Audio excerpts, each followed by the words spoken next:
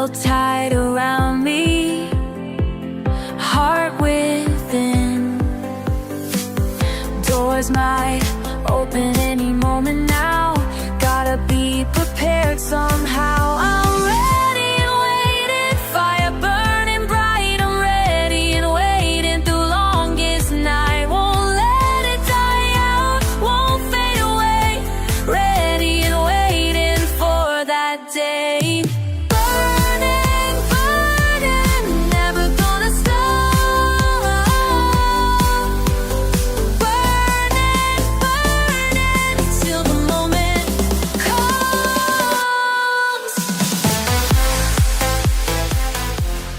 Evening all, good to see you. Thank you for coming. I'm glad you could make it. Tonight's exciting because we're going to be doing some discussion on the firmament and creation and obviously the flood, Noah's flood. But it's good to see you all. Thank you for coming. I'm glad you could make it. If you haven't already, please just do me a huge favor, hit the likes, share the show, and subscribe if you haven't. It really does help the channel to grow, and it's going to help you to keep up to date with the content on this channel. But it's good to see you guys. How are we going to do this? I'm going to just do some presentation going through scripture and things, and then I will open the lines for anybody that wants to come and ask any questions based on the topic tonight.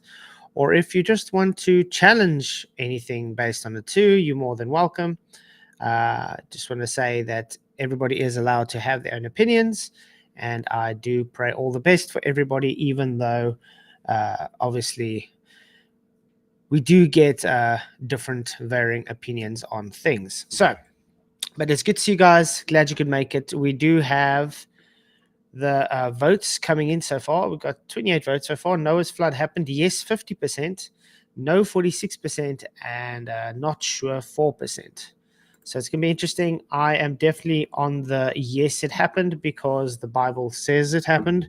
And we have outside sources to say it happened too, like, for instance, the Gilgamesh incident. So, yes, definitely we are. Okay, so the Epic of Gilgamesh is Noah's flood. It's just based on a pagan story, though, but it's the same exact story where Noah's flood is based on just God alone caused the flood, where the Epic of Gilgamesh is pagan gods taking revenge on Earth or something. So it's fine. It's still the same thing. It's just the one Epic of Gilgamesh just takes it from a pagan side of story, but it still shows more or less that, yes, there was already a worldwide flood. Heck, we can look at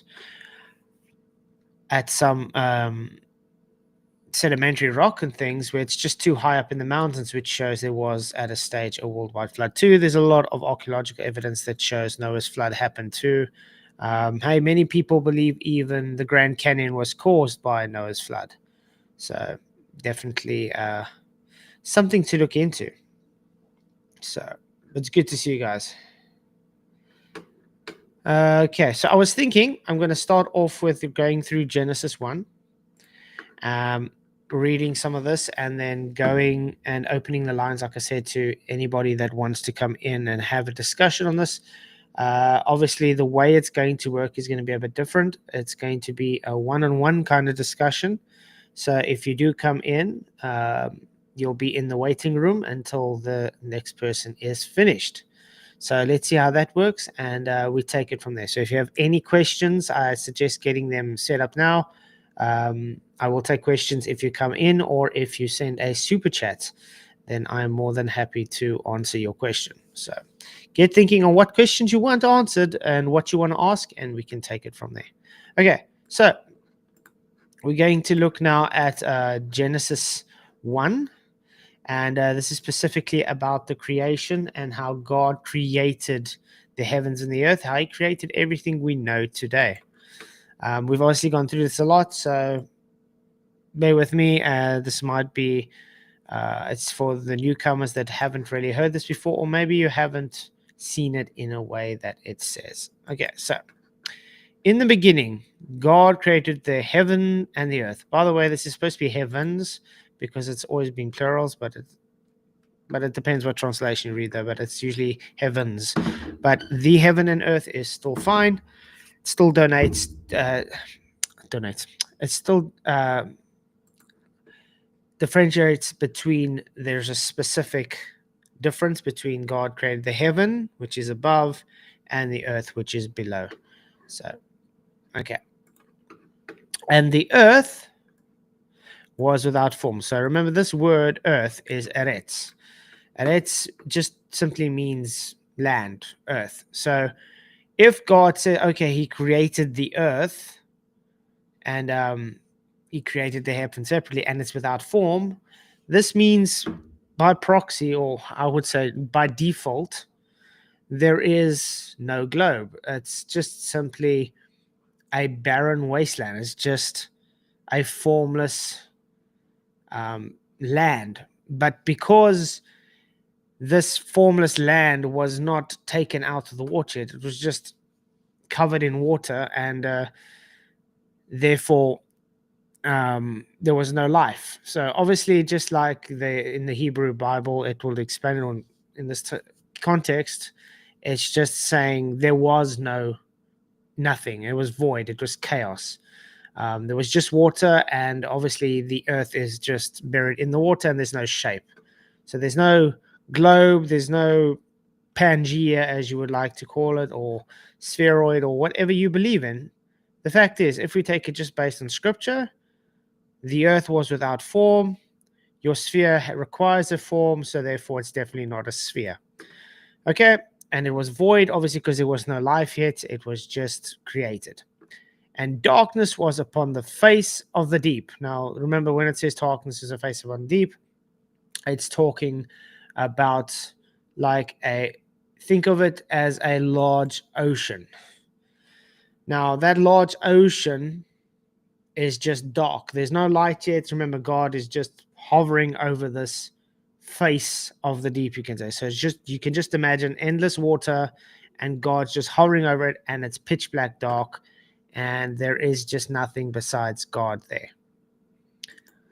Okay, and it says, and the Spirit of God moved upon the face of the waters, just like I explained.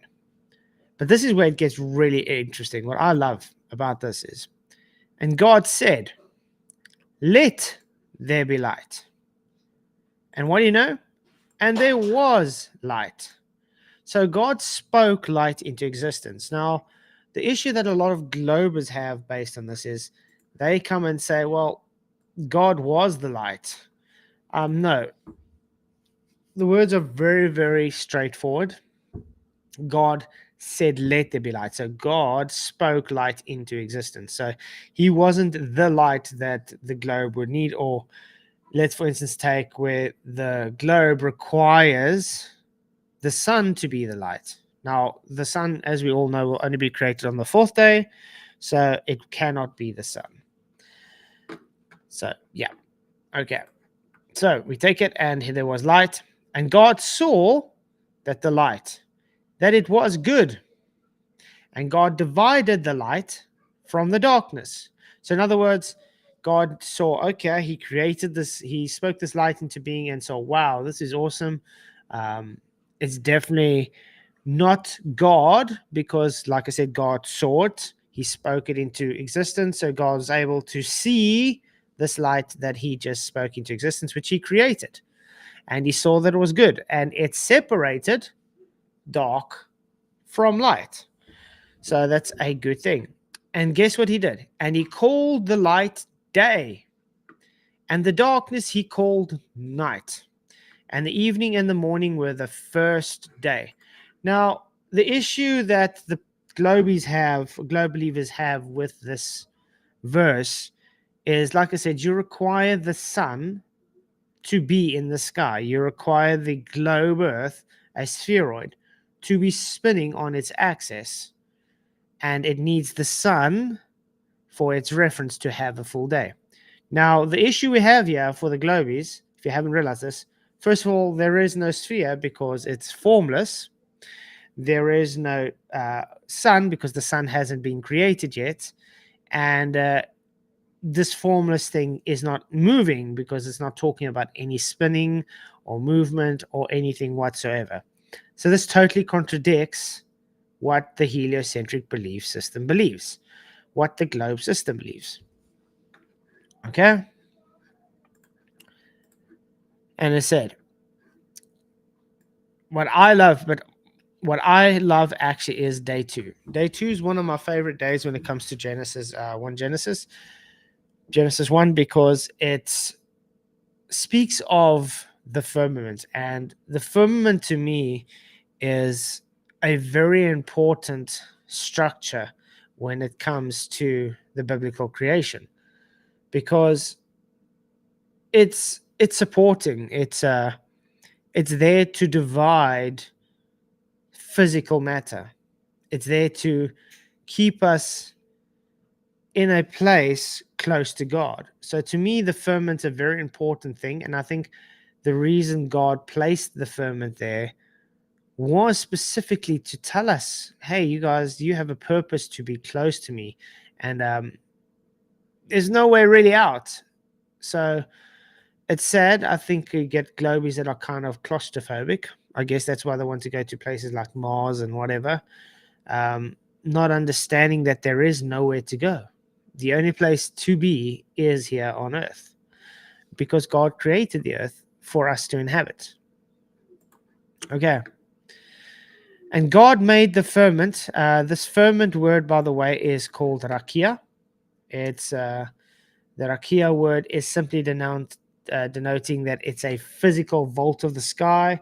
It is rock solid, and it is physically separating the waters from above the firmament to the waters below. And that's why we do have breathable air today and the seas.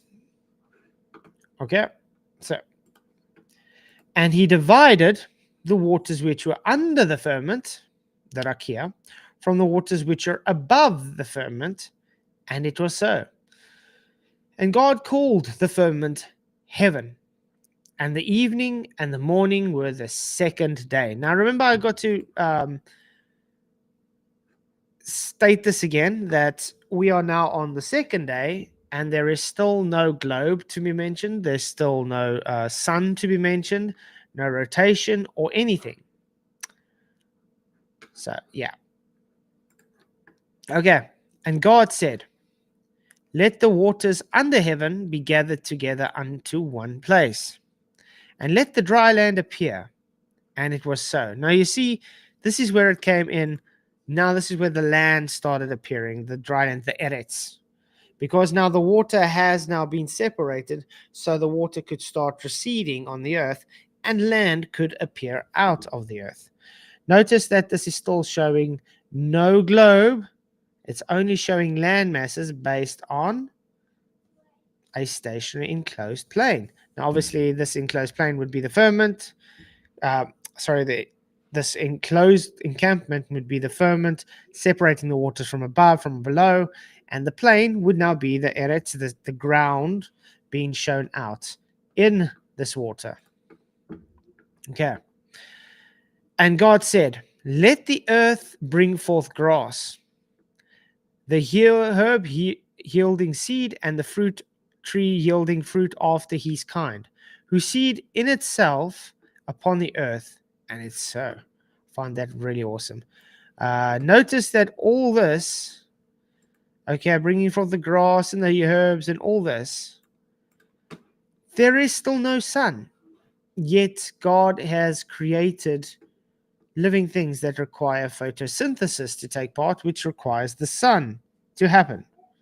Now, remember, in those days, we could easily say, well, there was no sun, so photosynthesis wasn't yet a thing. Yeah, I agree. Because the issue is that you guys have with your globe is the sun had to come before the earth. Yet we are already on day 3 and there is no sun yet. So how do you even get a day without a sun? Oh, you can't. How are you able to have any photosynthesis without the sun? Oh, you can't. So, yeah, it's quite sad. I see there's a lot of buttered globy trolls in chat. who just have nothing positive to say, which is very unfortunate. Like I said, if you have any questions, hit a super chat and I'm more than happy to answer. Or you can wait for when I do open the line, and then you can come and challenge me on this and then see if you are able to sway me and show me that there is no such thing as the firmament.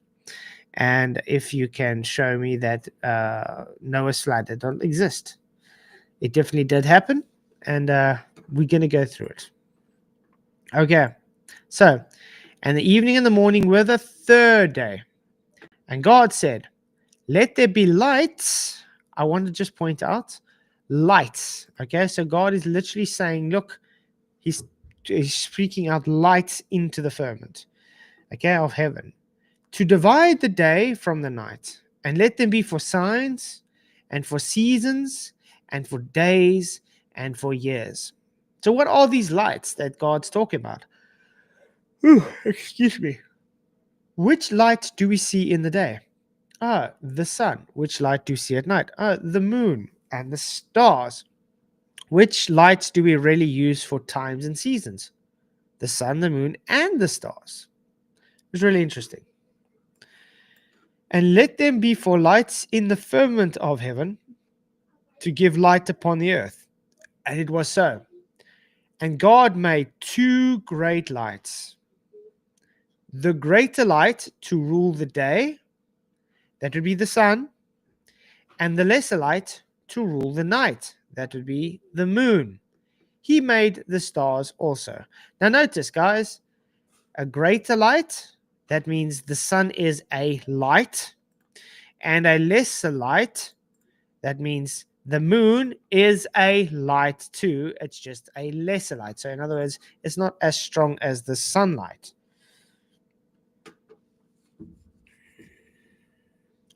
Who should get some sleep? Anyway, I still don't see. Hey, good to see you, Brad. Thank you for coming. Glad you could make it. So let's see.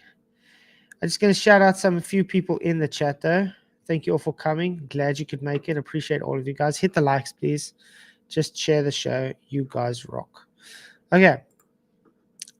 So that means we see the sun and the moon. They are their own lights. They are the sun is not shining its light on the moon, as the globies like to put it. Okay. And God set them in the firmament of the heaven to give light upon the earth. So God has set them in the firmament.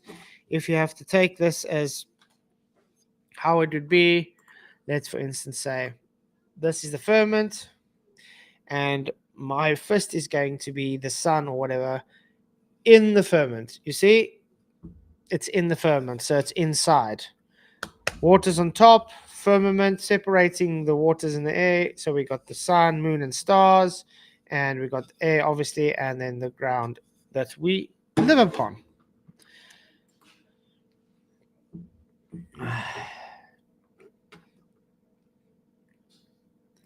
Okay.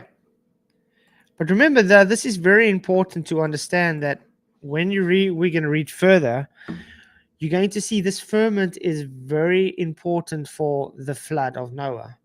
The reason for this is because the water comes from more than one place. Firstly, you got to understand the water comes from the windows of heaven, which is the firmament opening, and the waters are able to come in and flood the earth. And the fountains of the deep, where the water comes from the ground to flood the earth. And we all do know that there is not enough water on the globe earth to be able to make a worldwide flood. So there had to be an outside source for this. Hence why the firmament is a physical thing that had to open up for the waters above to come in and the abyssal waters to come in from the bottom. Let's actually see if we can see any evidence for this, shall we? Okay, let me see if I can get...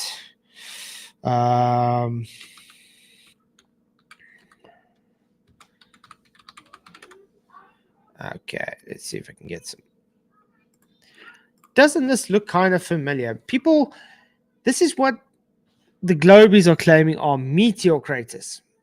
But I'm going to play it to you and say, these aren't meteor craters. I'm going to say there are the fountains of the deep that were opened up and the waters came rushing down, because you usually do find water in these craters. Notice that we don't see any meteors because they claim, oh, they burnt away. Yes, okay. That's a cool story, bro.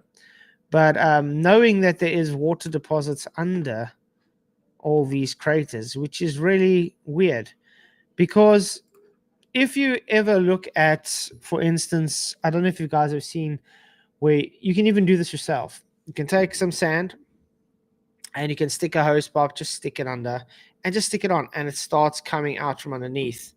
That's exactly the kind of crater it will give, because the water deposit from underneath forces that crater out there. So yes, this is definitely evidence that the worldwide flood had help from the fountains of the deep, as it says in Genesis, and the firmament opening its windows of heaven for the rains to and the waters to come in from the waters above. Um, you know what? I think this is time I can do this. I shall stick an invite link. There is the invite link if somebody wants to come in and have a discussion on this. If you have any queries on this topic, remember the topic is creation, the firmament, and worldwide flood. If you have anything you want to ask or just simply rebut, you can click that link and then I will let you in to come and have a discussion. Now, obviously, like I said, you're going to have one-on-one chances, so it's up to you to use your time wisely and not over talk, not be rude, and just show that you are cordial, and it will go very well. Okay, the votes so far have gone up to 52 votes. Noah's flood happened. Yes, 50%. No, 44%. And not sure, 6%. No, guys, I don't look droopy. I just had a hectic day at work today, so please excuse me. I did drink my cup of coffee before the stream. My eyes are a bit heavy, but I'm awake and more than happy to do the stream. What's nice is it is at least Friday, so I don't have to go to bed at a certain time. But yeah, it's good to see you guys. Okay, the link is above. Did I pin the link? Yes, I did pin the link. If anybody wants to come in, there should be at least one person, because I do see a lot of people having issues in the chat about the subject for some odd reason. Hey, thank you, Didi. He's doing really well. He's an angel, as all my children have always been.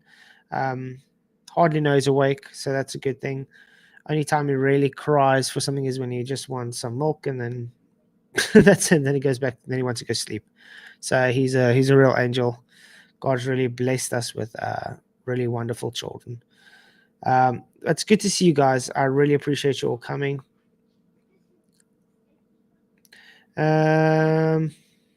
So let's see. While we're waiting for someone to come in, we can look at the firmament and stuff. Maybe some things. What is the firmament?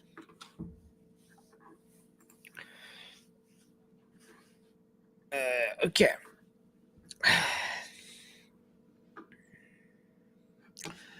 And I agree, really flat. Everybody can believe what they want. Like I said, it's all everybody's own opinion.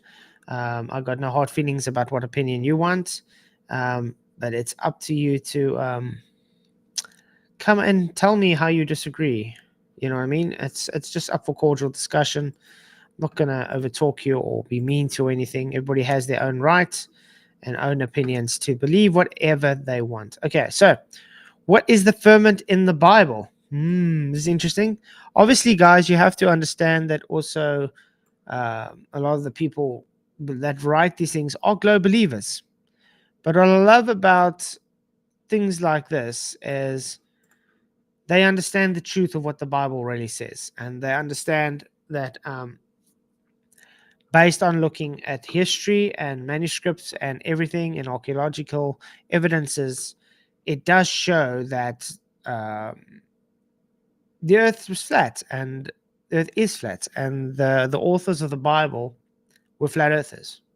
So it's really perplexing to me that you get globe Christians today that totally deny that the Bible does preach or describe a enclosed stationary plane. Because as a Christian, you're supposed to be honest and say, okay, um, I don't believe this.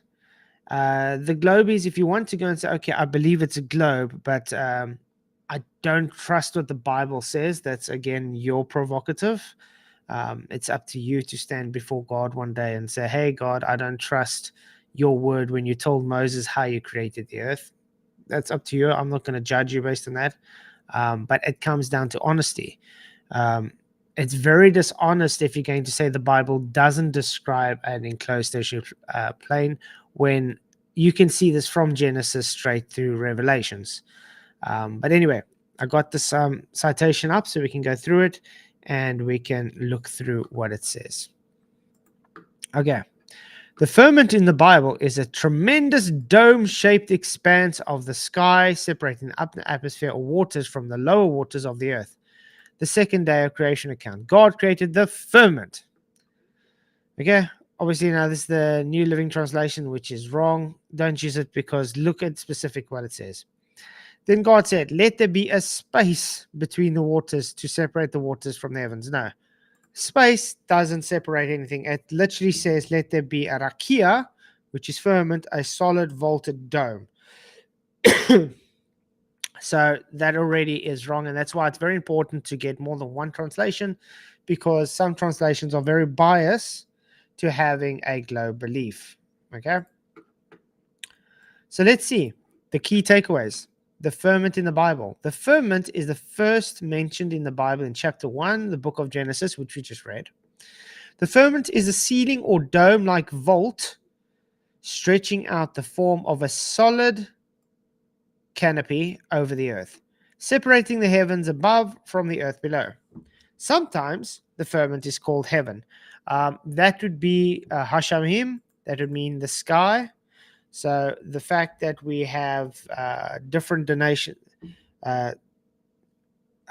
contexts for the word heaven or firmament is very clear, because remember, this was written in Hebrew and Aramaic, and they have the same word for a different meaning in different contexts. So in some contexts, the firmament will be rakia, which would be a solid dome. In some context, that same firmament will be hashamayim, which just means expanse or sky, or where the birds fly in heaven, sky. So it all depends on the context of when you are reading it. Okay.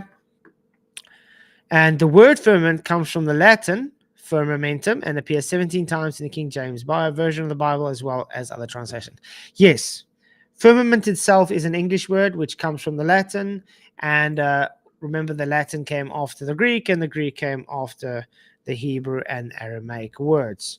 So we ended up with firmament today. But notice that firmament, aka firmamentum, means it's a firm and it's steadfast. So it's a vault of heaven, a physical vault, a solid vault placed in the sky. Okay. So, biblical cosmology. People of the ancient Near East, including the Hebrew people, shared the similar beliefs about the origin and structure of the world. The earliest ideas seem to suggest that the sky was a solid dome, a curtain, or heavenly dam, separating the waters of heaven from the earth below. God would open the windows of heaven to pour down rain on the land, as well as blessings on the people of the earth. Genesis 7 verse 11, 2 Kings 7:2, Malachi 3:10, and in Job 37:18. The skies are described as a cast metal mirror. Proverbs 8:28 says that the Lord made firm the skies above. God created the firmament on the day 2 of creation, dividing the existing formless mass of waters into layers. On day 3, God separated the lower parts of the caused the dry land to appear. He also filled the earth with trees, plants, and other vegetation. On the 4th day of creation, God placed the sun, moon, and stars into the expanse of the firmament. That's Genesis 1, verse 14 to 18, which we just read. Hey, Bev, how is it going? Let me just sort. Mic check. How's that working? I had to mute the other Oh, one. it looks good. Looks good. Cool. How you doing? All right. Okay, and yourself? Yeah, good. But I got up early this morning as well to have a word with McToon. Okay. Do you have any questions on the subject? On the subject of this particular, I don't see how you get flat Earth from it. You're just taking Genesis, right? The first words. How do you get flat?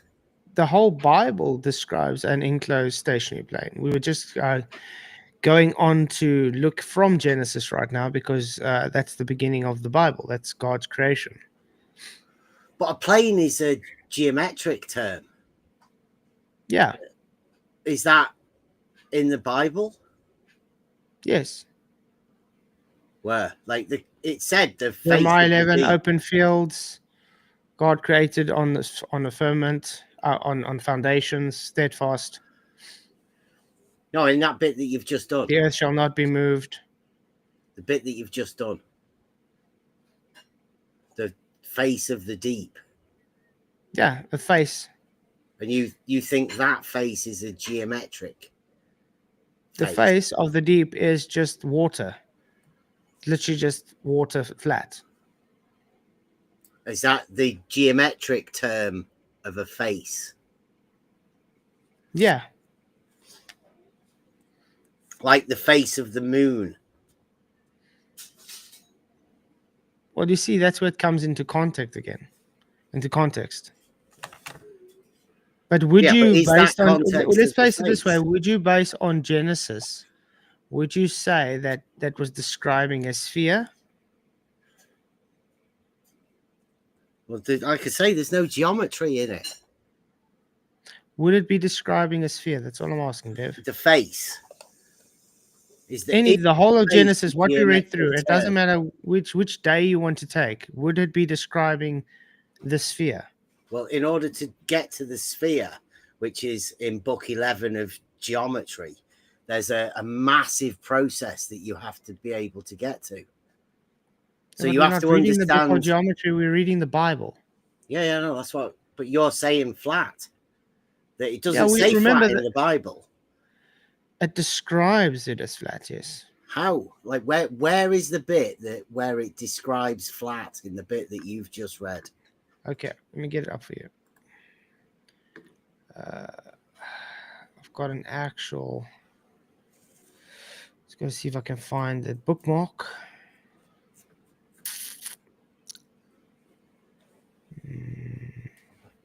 I think I don't agree with the idea of placing a false dichotomy into a faith-based system.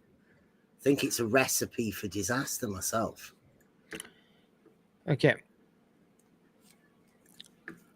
You can see this on screen, Bev.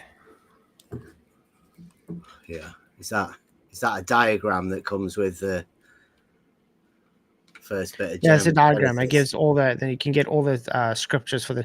This is what the Bible describes the earth to be, the Hebrew cosmology. This is what we just read in Genesis.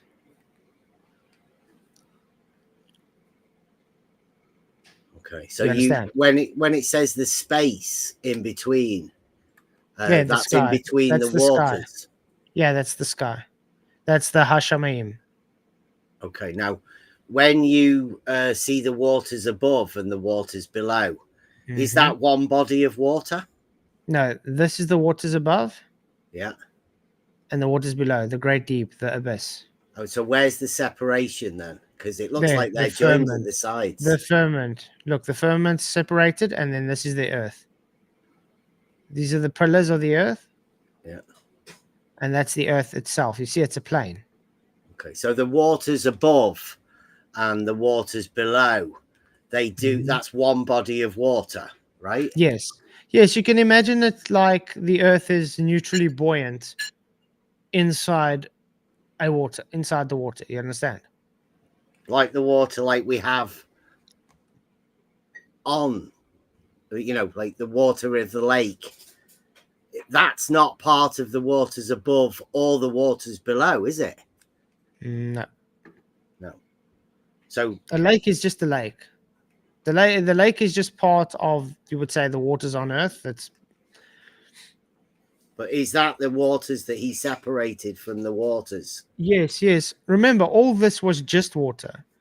So when God placed the firmament in, it created what we would now call the sky, the atmosphere, and that what separate the water. And I mean, we still have oceans today. We still have receding waters, got rivers and canals and everything, because it's still part of that same water system. It's just now separated. You understand? No, I don't. Like, that's one of the things that I don't understand. If it's separating the waters above from the waters below, that picture that you've got there shows the waters above and the waters below being one body of water. Yeah. The thing is, that is water. Are you saying that there's not water above the firmament? No, you've got, it says there, waters above the firmament. Yes, above the And firmament, they exactly. follow all the way down the side and they And then join then up it's to the bit abyssal. at the bottom. Yes, it's the same as have you how can I'm trying to think how I can place this. Have you ever gone diving before, scuba diving? Or Yeah, but that would be the waters no, inside, listen what I'm saying. isn't it? Have you ever gone scuba diving before? Or let's take a submarine, for instance. Okay, you understand how a submarine works? Yes. A submarine is submerged in the ocean. Is the submarine like the firmament in this case? Yes. Okay, so the water inside the submarine that they're drinking, that's It's the separate. separation. It's separate, yes. Okay. So you see, like the earth would be, you can consider as neutrally buoyant inside this water. And that's why when it says the earth hang upon nothing, that's exactly what it's saying, because it's not hanging on anything. It's just neutrally buoyant. It's sitting with the pillars of the earth inside the water. But see, in that picture there, it looks Mhm. like you've got a separation from the waters that are above. And so, like, I mean, do you imagine that God made a little bubble inside the waters? Yeah, the firmament. It's a physical dome, a physical vault. Mm-hmm. And how much waters do you reckon there is outside? I have no idea. No, but you know that they were separated by Yeah, this. just like we read in the second day, where God separated the waters from above from the waters below by using the firmament. Yes. But that's not separating the waters above from the waters below.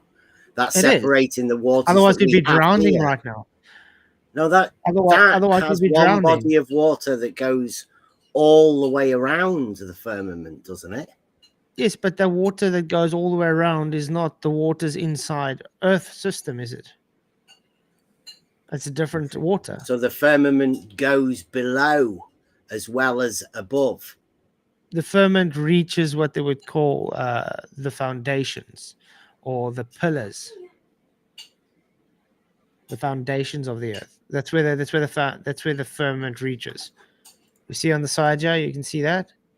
So the firmament reaches what you call the foundations. Mm-hmm.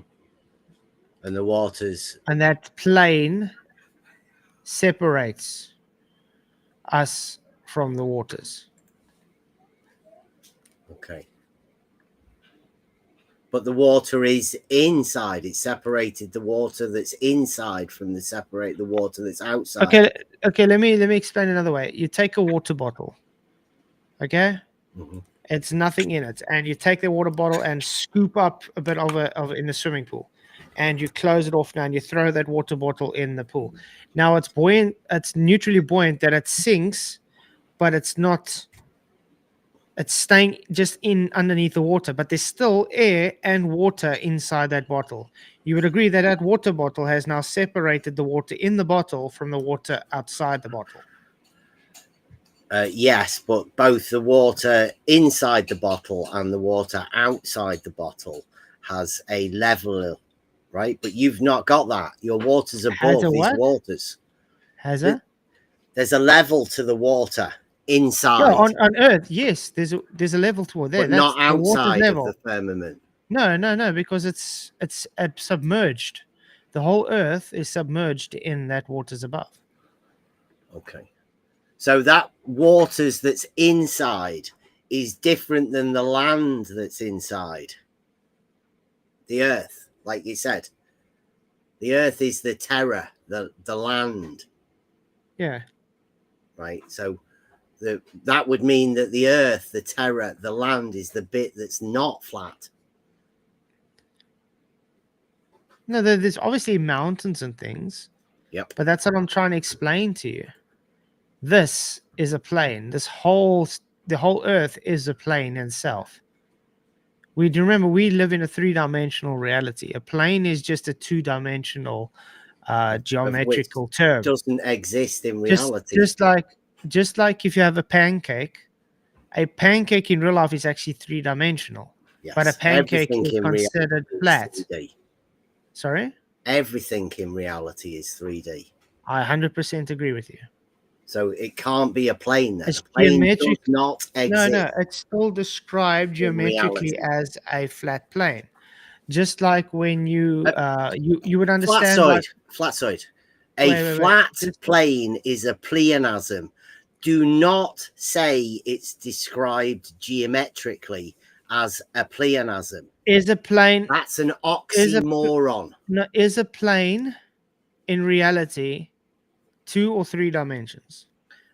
There's no such thing as a plane in reality. It's 2D. Yes, we've just agreed that everything in reality is 3D. Okay, is this piece of paper a plane?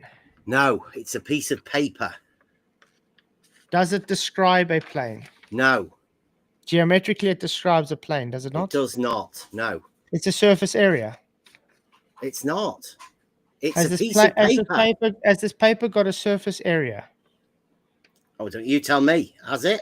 The answer is yes. And what is that surface area? Breadth and width. Times 2. Okay, so that's a 2-dimensional. And the thickness. Are you going to add okay, the thickness? Bev, you're going to understand. So it's describing a plane. It's just in 3 dimensions. It's describing it. Remember, when you go to the geometry, it just discards 1 dimension. That's why it's 2-dimensional. Yeah, plane's 2D. We know that. Yes. Right? But the surface area of that piece of paper has 2 sides. You got to understand. We don't live in a 2-dimensional geometry. We live in 3-dimensional reality. Yes, so that means because it describes a plane. Doesn't describe a plane. It does. Just like this paper describes a plane in reality. It doesn't, Flatsoid. It's 3-dimensional in reality, but it's described as a plane because it only takes its geometric format. That's described as a piece of paper, Flatsoid. Which is a plane in reality. It's not. Yes, it is. A plane is length, height, breadth. Okay, is a sphere is a sphere's surface 2 or 3-dimensional? A sphere is a 3-dimensional solid object as described in book 11. And the sphere's surface? And what about the sphere's surface? Is it in geometry described 2-dimensionally or 3-dimensionally? It doesn't get described. It does. It's described 2-dimensionally because it ignores a dimension. It's in So the same way, solid the same, geometry, flat the side. same- Book but that's 11. what I'm trying to explain to you is we don't live in geometry, Bev. Geometry is just there Why to do you want to try make it in a explain. plane then? Geometry is just there to try and explain a shape in a mathematical way. So when we live in a three-dimensional reality, we live on a plane. The earth is considered a plane, just like a pancake is considered a flat pancake. It's considered a plane. It's not really a plane. It's not really perfectly flat. It's considered because of its condition. So in other words, Earth's condition is a plane. Earth in itself cannot be a plane geometrically because there are mountains, there are valleys. We live in a So it's not three-dimensional a plane. reality. The consideration is a plane. It's not So a plane. the shape overall is a plane, Bev. What shape is a plane, flat side? A horizontal or vertical. It's just a line. What? Make your mind up. What shape is a plane? And There, don't this is a say plane. line. This is a plane. It's not. That's a piece of paper. In 3 dimensions, it's a plane, Bev. Now, again, A plane is two-dimensional. Is this plane physical? Is this That's a paper piece physical? of paper. Okay. Now, is a plane in geometry physical? Plane in geometry is 2D. It's not physical. Nothing not in physical. reality is Great. 2D. So can we use a plane to describe reality? No, So you can't use a plane to describe reality. I couldn't. I don't know why you want to. See, I don't think you have I don't think you understand there's a difference between trying to separate geometry, which is just a language for trying to explain, and the reality which we live in. Okay? Now, again, Earth is described as a plane By because of its you. consideration. It's an By aspect. you. It's an no, not by me. I didn't make this diagram. Did I make this diagram? No. Look, I don't describe Earth as a plane like you suggest. So you suggest people describe it as a plane. I'm saying you can't describe Earth as a plane because a plane is 2D and nothing in reality is 2D. So how do you describe reality as being 2D?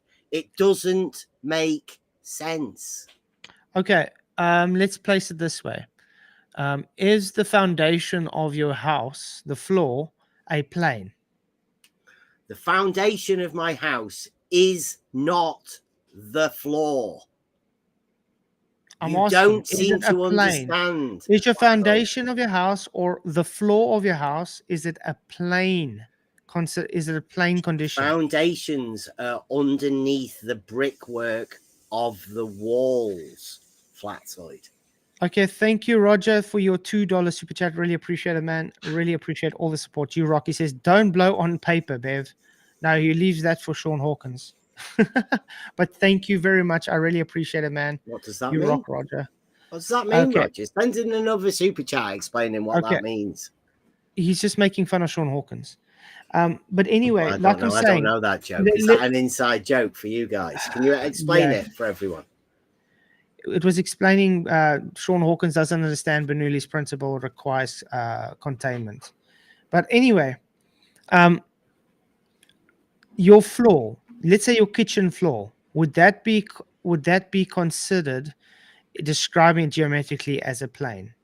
No. No. What did you describe it as? The floor. Yeah, the floor. People know what they mean when you say the floor. Is it curved? What do you mean? Is your kitchen floor curved? There could be some curves on it somewhere, I would imagine, yeah.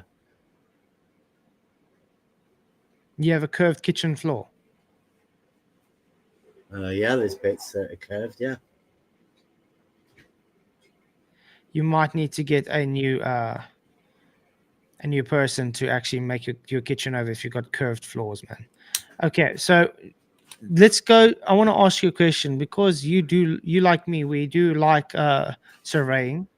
So planar surveying, what geometry does planar surveying deal with? Euclidean geometry for local. Do they use plane considerations or do they use spherical considerations in planar geometry? It's mainly just straight line, isn't it? So it's planar. What's planar? Planar surveying is plane geometry, correct? But the level, the tool, the level is a tool for establishing a horizontal plane of reference. Great. And that plane of reference is now based in a three-dimensional reality, correct? It is in reality, yes. Great. So hence we measure a plane. No, you don't measure the plane. You establish the level is a tool that establishes a horizontal plane of reference. Okay, I think we've made the point very clear, Bev. The problem you're going to have to try establish that there's a difference between geometry and reality. There's definitely a difference between geometry and reality. Are we going to go? Do you have any questions about the topic at hand? It's like, why do you want to call the Earth a plane? Because that's what it's described as. It's just a description, right? We know it's not, because you've just described that geometry and reality are separate. So you're just using words to describe something that you know it's not. Okay, what's the condition of the plane of Earth? I haven't got a clue. I don't even know what you're talking about. It doesn't make any sense. I'm okay. just explain to you, your words don't make sense. Okay, what if I said Earth is a pancake? What's the condition of me claiming Earth is a pancake? I don't know. Are you going mad? Would that mean the Earth is curved or flat? Here's something I told McToon earlier this morning. When you're using Earth, are you talking about the land, terra? Again, I asked you a question. So if I describe Earth as a pancake, am I describing Earth as a plane or as a curve? Are you talking about Earth as in the thing that you've just described? Earth, in literally Genesis, on screen, Earth. The land. The condition overall is a plane. Okay, with mountains. Right now, remember, we live in a three-dimensional reality. Is that separate from the water? Earth and water are two different things, obviously. Okay, right. So the water surface you had earlier as a face, which is a geometric term for a two-dimensional surface, a face. Right now, that's the water. The Earth is not the water. It's separated from the waters. Yes, obviously. Right.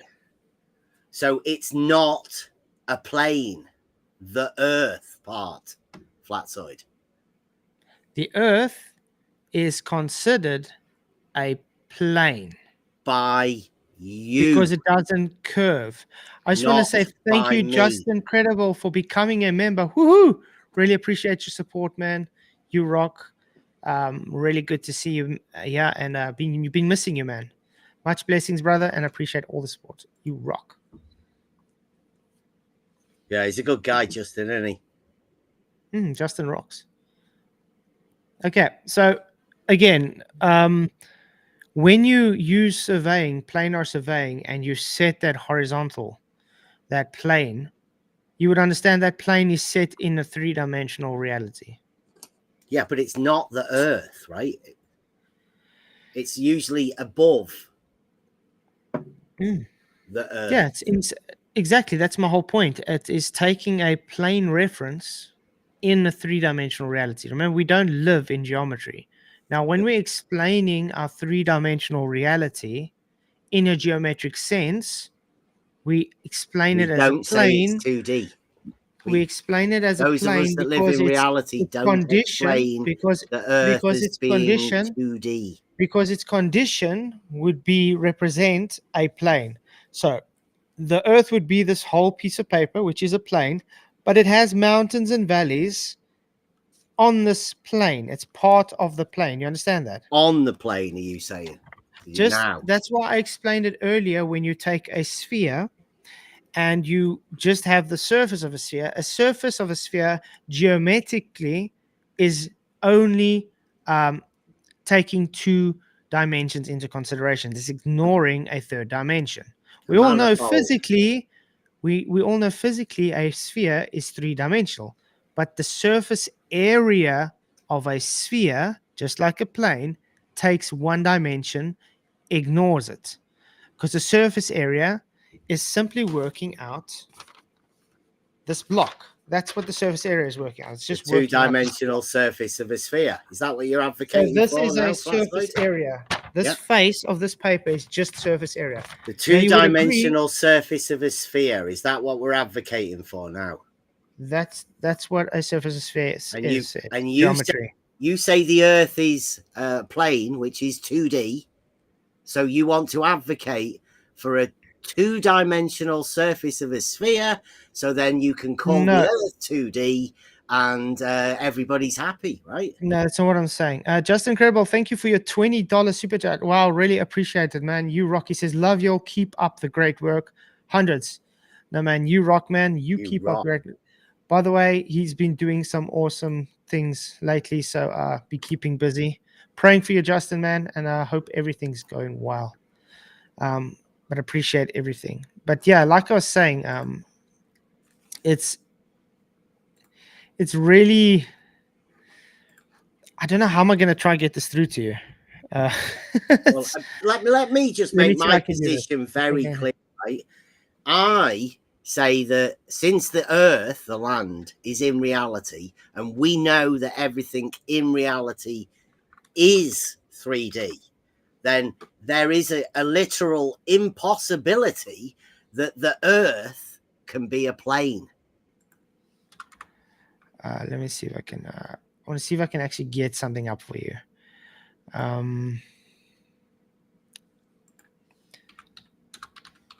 Do you understand that? Where the way I've just constructed that impossibility that you can get rid of a dimension that exists in reality. Yeah, it's just ignoring a dimension, like I said. Well, why are you ignoring a dimension that exists in reality to describe reality? Okay, I'm going to bring up something for you quickly. Open a new tab. Open image, new tab. Okay, so it's there. Can you see this on screen? Oh, flat It's a Earth table. Yeah. Okay. Can we Now, call this what the is flat the, Earth? what is the condition of this table? The overall condition. What kind of geometry would you use to explain this table? What kind of geometry? I wouldn't. I just use words. I just use descriptor words. A table is a very good descriptor for what we see there. And is a table considered a plane geometric shape? No. Yes. By you, maybe, but Not by me, I by don't. geometry. By No, geometry, it's I considered don't is consider that a table table a plane is that geometric tabletop shape. is that tabletop horizontal? I don't know. Yes. Is don't that know. tabletop flat? It looks it. Yeah.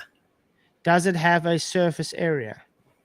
I would imagine if you knew the dimensions, you could work out the area. And does that tabletop represent a plane? It doesn't represent a plane, no. Yes, it does. No, it doesn't, So because a plane is a two-dimensional. Bev, just ignoring it. Sorry, Bev. Exists in reality. Bev, now And I'm we've going just to call you agreed dishonest. that everything in reality is 3D. I'm going to start calling you dishonest because now you're just literally being totally obtuse on purpose, man. Seems like you want to conflate geometry and reality.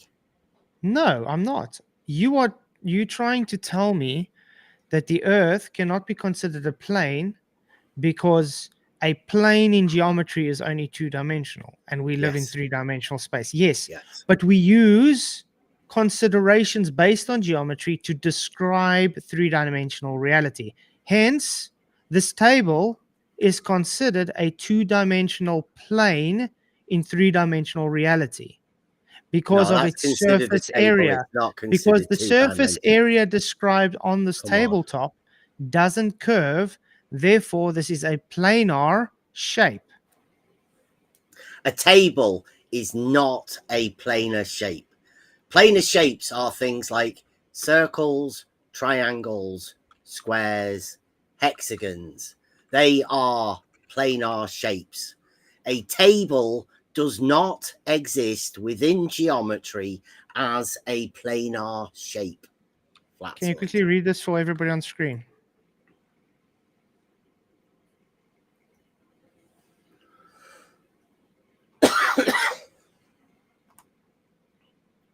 Good old Google.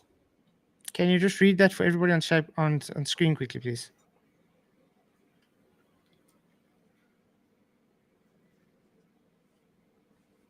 I'll do it for Bev. Yes, the surface of a table is considered a planar shape. You didn't say that. You said a table is a planar shape. I said the table is described as a planar shape, and I was Okay, specifically talking about the surface of the table. Ask Google that. Is a table considered a planar shape? Yes, I literally read it. Look, literally says here in top. Table are planar shapes. Mm-hmm. And it says, yes, the surface of the table is considered a planar yes, the shape, surface, which not is the a table. two-dimensional 2D shape. Planar shapes are flat and have only two dimensions, length and width, without any thickness or depth. The surface of a table being flat and having these two dimensions fits the definition. Mm-hmm. That says surface. Yes. Right, so it added surface into your question. Is the table, now my question is the table itself in reality three-dimensional or two-dimensional? Yes, a table is three-dimensional So because it exists if I take the in tabletop, reality. so if I take the tabletop and I gouge a hole into the tabletop, will that have another depth? Will it have some depth to it? We're talking about the table. Why do Yes, you the keep tabletop. distracting? Now remember, the tabletop is described as a planar shape.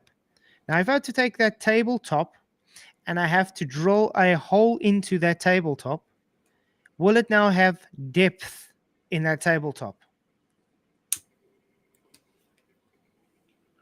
The table, flatsoid. So, the tabletop will still be considered planar in its fullness because it's considered in its fullness a plane shape. The fact is, in reality, it's not two-dimensional, it's three-dimensional. So it's just described planarly, just like the earth is described as a plane, but there are mountains and valleys and hills and tunnels and caves and trees and whatever you plane. It doesn't mean it's not considered as a plane as a whole. Why? Listen, flatsoid. Because the only thing that you are taking is considering that it's a plane consideration.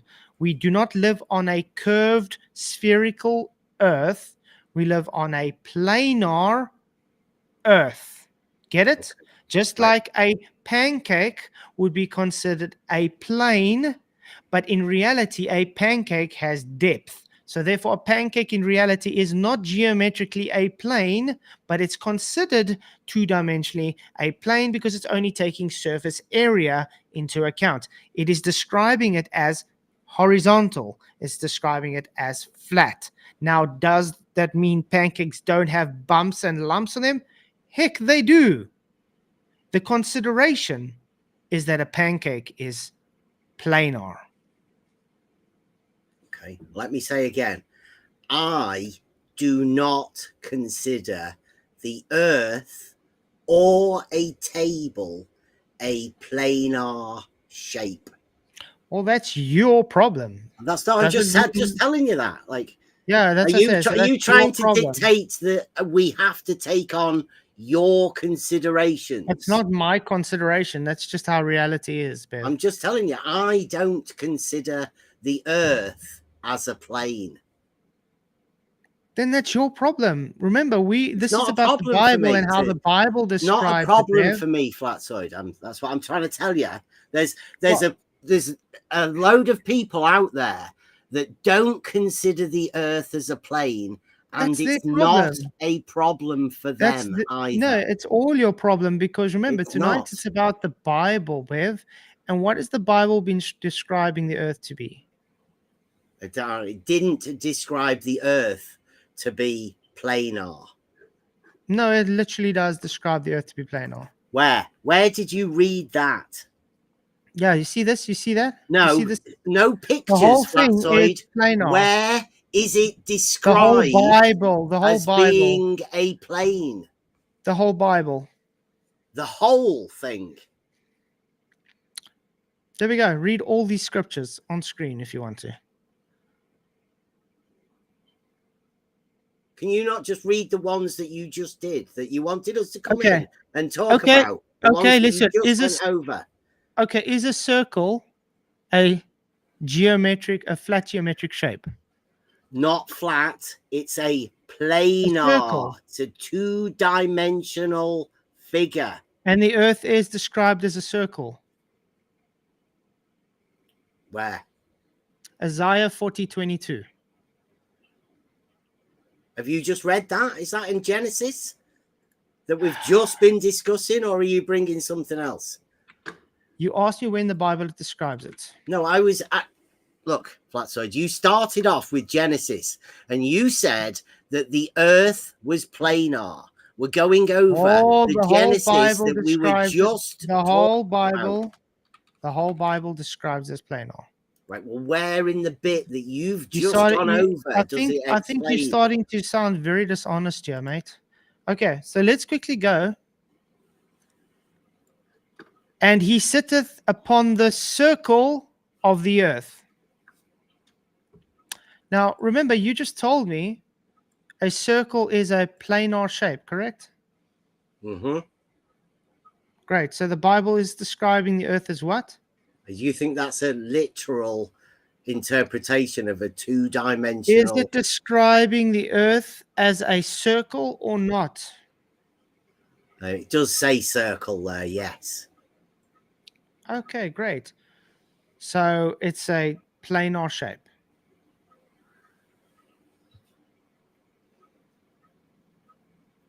A circle is a planar shape, yes. So the Bible describes the earth as a plane. Okay. Great. Okay. So now that we established that the Bible describes it as a plane, and you don't believe that, And well, since is there we just anything else? we Is there just anything agreed else earlier based on the that topic? reality was 3D. is there So if you is just there did anything? your own Bible, Is there anything else based on the subject that you would like to discuss?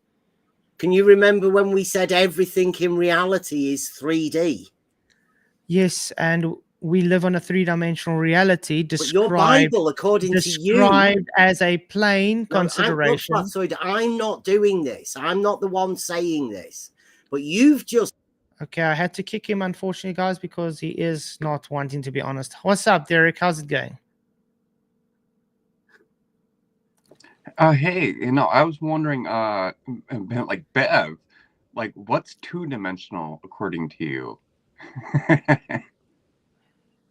The thing is, show me something two-dimensional where, like, literally nothing is three-dimensional according to him. the problem is that Bev doesn't want to be honest. He is just literally here to. He's in denial. He's. yeah, but he's always been this way. He's trying to waste time. Exactly. So I've given him his opportunity. Thank you, Bear, for coming in. I appreciate it, but I'm not going to go around with the circle jerk just because you want to be dishonest. So yeah, that's what it is. But good to see you, Derek. Do you have any questions on the subject, though? Not any questions.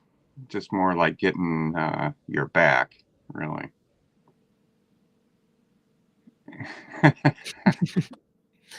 But It's yeah, ridiculous what you have to put up with.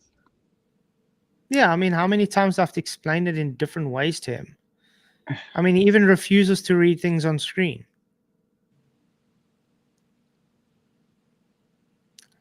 So it's quite sad. I mean, and correct me if I'm wrong. Did he say that like a tabletop isn't horizontal or flat? He says he doesn't know. Well, we can kind of see that it is. Yeah, it's sad. I mean, what can we do? Like, how much denial do you have to be in, Bev? A lot. Mm-hmm. By the way, Elder Bear, someone wants to debate you on my channel. So I did ask Bear for your email address. If you're able to email me on flatsword@gmail.com, so I am able to set up you with the guy to debate. He would love to debate you on my channel sometime. So just to let you know. Okay. So what do you have to say about anything on the topic tonight? I mean, it's creation, firmament, and the flood.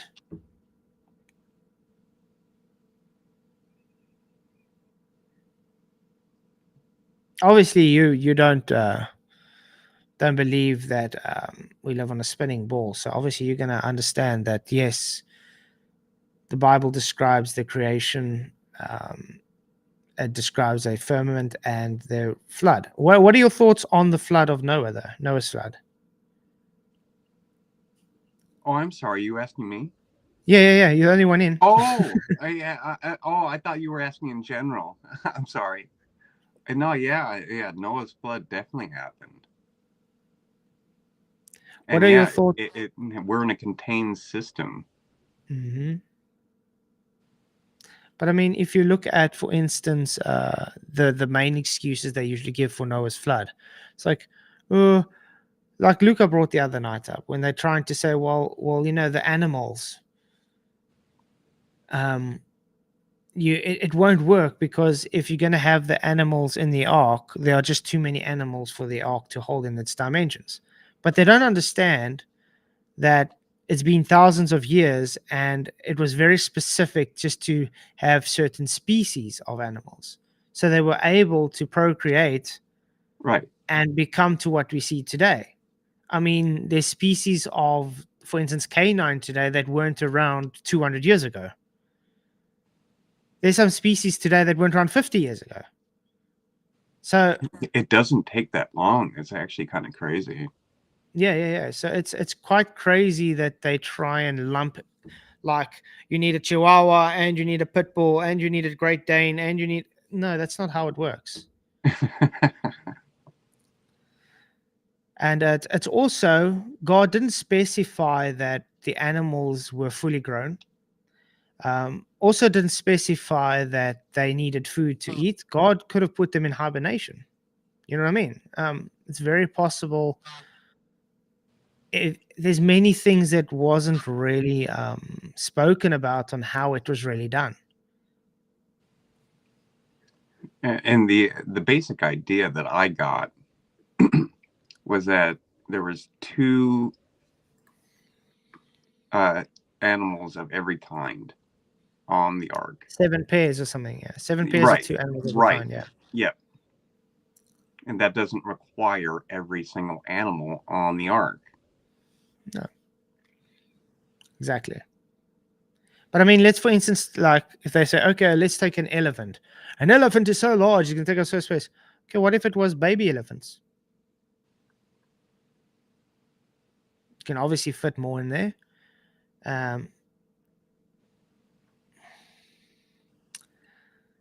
So yeah, it's a.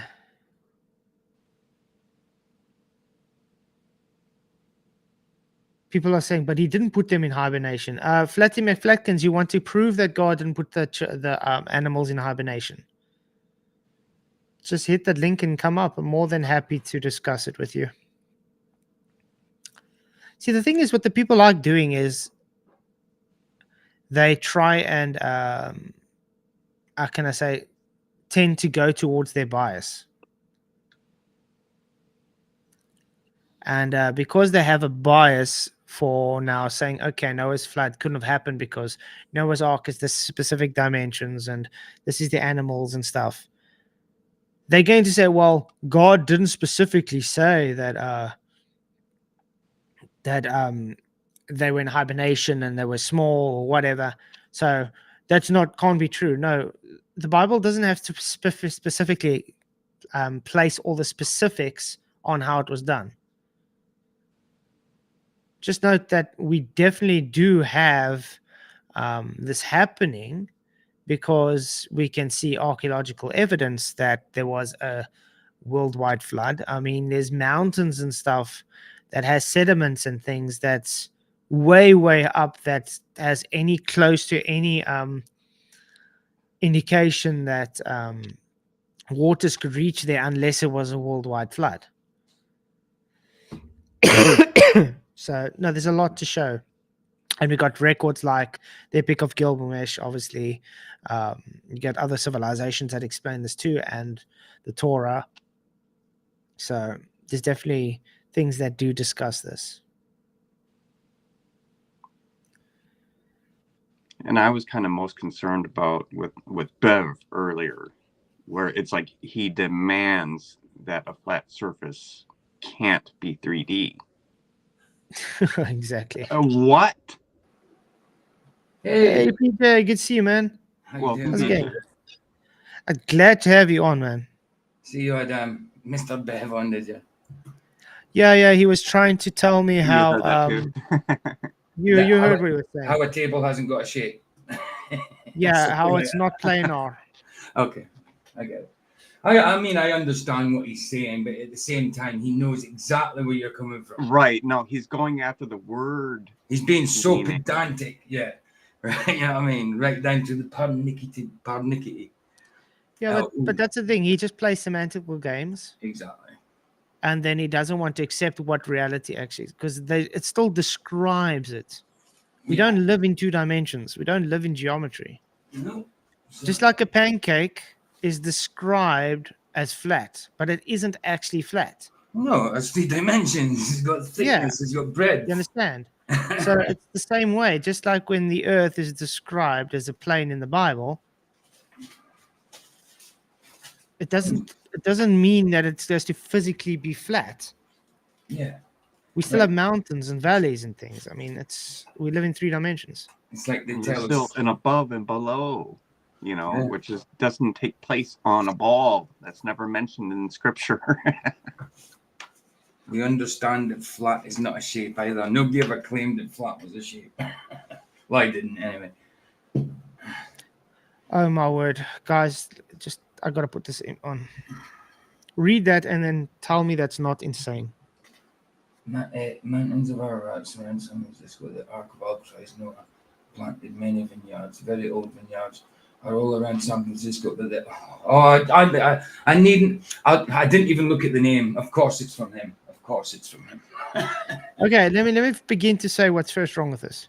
Mountains of Ararat surround San Francisco. First of all, Ararat is in Turkey. What? Not in America. Right. Second of all, the Ark is not Alcatraz. Alcatraz is a man-made prison on a little island in America. Noah planted many vineyards. No, he didn't. We still don't know if Clint Eastwood actually escaped from Alcatraz yet, though. Does anybody know of Noah planting many vineyards? We don't even know of the one vineyard he planted. I mean, he definitely drank of the wine.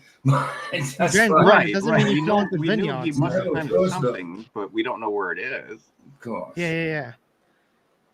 I'm just Okay. going to grab a coffee. Very old vineyards are all around San Francisco, but people are biased, so they'd ignore. I've got a lot of old vineyards here in South Africa. Does that now make us in Mount Ararat? Go to Cape Town, you're going to see vineyards everywhere. It's been around for hundreds and hundreds of years. So that's total nonsense.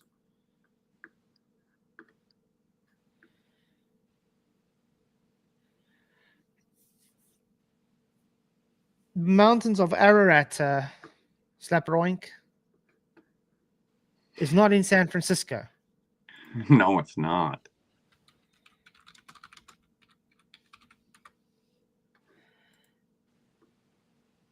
There, yeah. The Mountains of Ararat, also known as Masses, is snow-capped dormant mountains volcano located in eastern Turkey, near the border of Armenia and Iran. And if you don't believe me, there we go. Turkey, I was right. Definitely not San Francisco. But then again, this is the same guy that claims Jerusalem is Las Vegas. Really? Yes. He claims the no. city of sin, Las Vegas, is Jerusalem. He claims the Grand Canyon is what did he say the Grand Canyon was again? The Mount of Olives or something. I think that's what he said. That's split in two. I can't remember. I think that's what he said. Las Vegas was Jerusalem. Oh my God. Oh, it's quite insane. By the way, I appreciate everybody coming in. The votes have gone up to 100 votes. Noah's flood happened. 60% say yes, 31% say no, and 9% say not sure. Appreciate you all.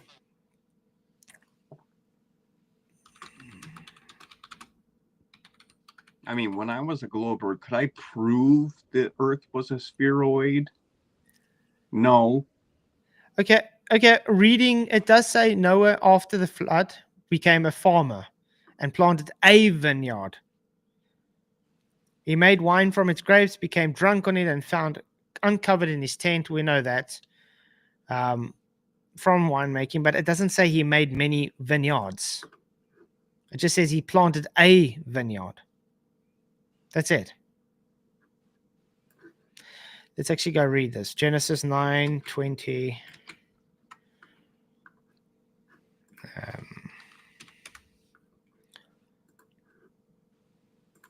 Let me put it on screen. Okay. So Noah began to be an husbandman and planted a vineyard. There we go. And he drank of the wine and was drunken, and he was uncovered with his within his tent. There we go. So vineyard, not vineyards. Quite crazy. Well, there's nothing indicating that it happened in San Francisco. But like I said, there's many vineyards in Cape Town, many vineyards in Pretoria. So, guys, South Africa is now also Mount Ararat, guys. Heck, No. Hey, we got vineyards here by us as well, and we got mountains all around us. So I live in Mount Ararat. I live by, yeah. And Jerusalem and the Mount of Olives and everything's all just right there. Yeah. I mean, where is this information coming from? Where do you get the idea that we're all part of Ararat now? I mean, where does this come from? There's no way that's scriptural. It doesn't show you that in the Bible. Yes, I agree, Brad. The gopher wood is only found today in Florida. It doesn't mean those days it wasn't somewhere else. You have a lot of indigenous plants in different parts of the world today that are now indigenous to other countries where they used to be. Yeah, it's like we have red squirrels. Remember, now. this is and I mean, we must remember this was thousands of years ago. Okay, things change over thousands of years. Yeah. Give me 2 seconds, guys. I just want to. Well, especially when the material is desirable. Oh, yeah.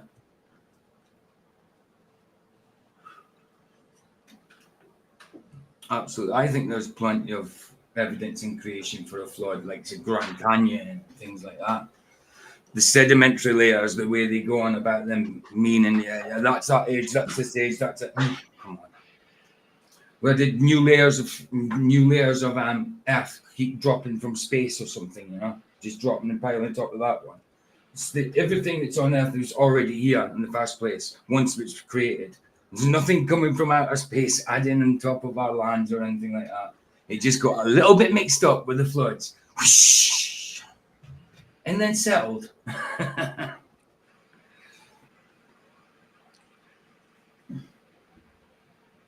I just want to say, Bev says, mountains planar like the table. Well, Table Mountain is planar because it's considered a plane on top. That's why it's called Table Mountain. Looks like a tree It's flat. stump. And guess what? It's not perfectly flat, but it's still considered planar because it said Table Mountain for a reason. Yeah, I think it looks like a tree stump. But I mean, let's, for instance, look at a plateau. You get a lot of plateaus around. Are they perfectly flat? No. A plateau is a flat plane. Salt flats. Sorry?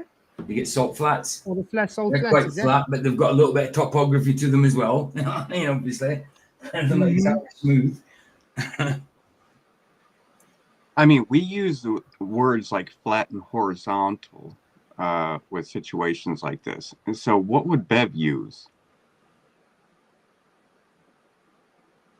I don't think he knows himself what he would use. Right.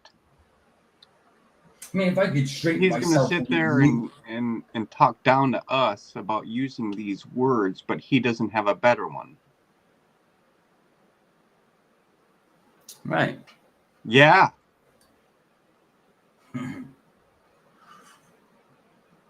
Oh, demon boy. Demon boy in the house. Hello. Hey, demon boy. How you doing? No. Hey. I'm Do you a- have any questions about the topic tonight? Yeah. Well, that's what I was going on about last time as well, how the flood doesn't really make sense. It doesn't.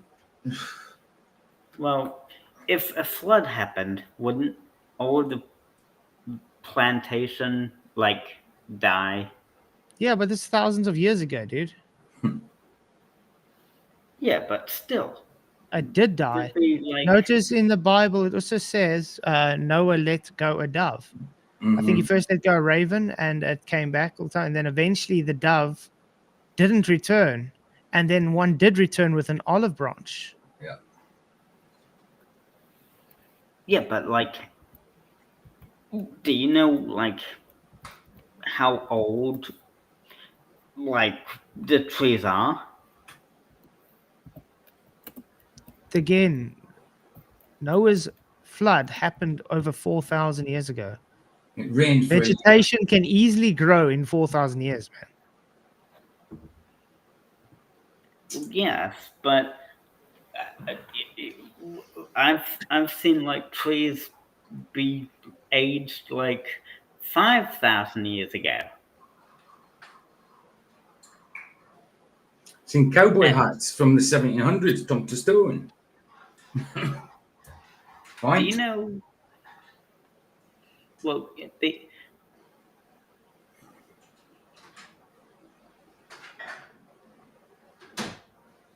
Okay. yeah, well, even I think the oldest tree is around 16,000 years.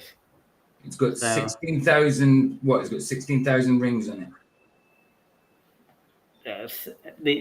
It's been, but if a flood happened 4,000 years ago, then surely that tree would have died.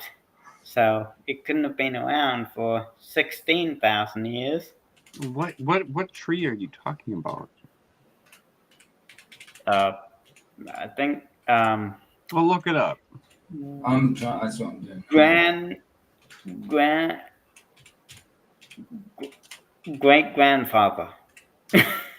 And then again, how do you know each ring was formed in a year? Mm. Oops. I You j- I don't just- know that. I No, also want to wait. point out, Panda. Luca, I also just want Yeah, to it's point called out. Panda. I just want to point out as Yeah, well panda. that when vegetation can live underwater for quite a long time. Especially when it's in dirt. Mm. Yeah, That's so kind of what suppose trees and plantations algae does. and Have you moss have you and ever stuff. been to a swamp before, Luca? Yeah, but I'm not saying all plantation would have died. There's some Well, you're kind of greenery that assuming would that. survive.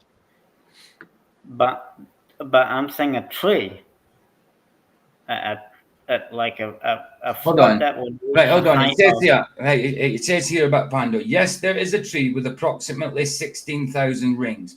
However, it is not a single tree with a trunk containing that many rings, but rather an ancient aspen clone called Pando. Yeah, I Okay, think so. I just Yeah. want to put up quickly because he says I'm wrong. Can you show me, Big Slapper Oinkia, where Mount Ararat is in the San Francisco mountains, please? Mount Ararat? What? Mount? Yeah, Mount Ararat that's in Turkey. Try and find it in San Francisco. He's trying to Well, claim wouldn't be in Mount San Francisco. Ararat is in Turkey. It's in San Francisco. So these are all Literally, the mountains in San Francisco. Show me where you see Mount Ararat, please. Nowhere. yeah, nowhere. That's correct, Exactly. Luca. Okay, that was easy. Oh.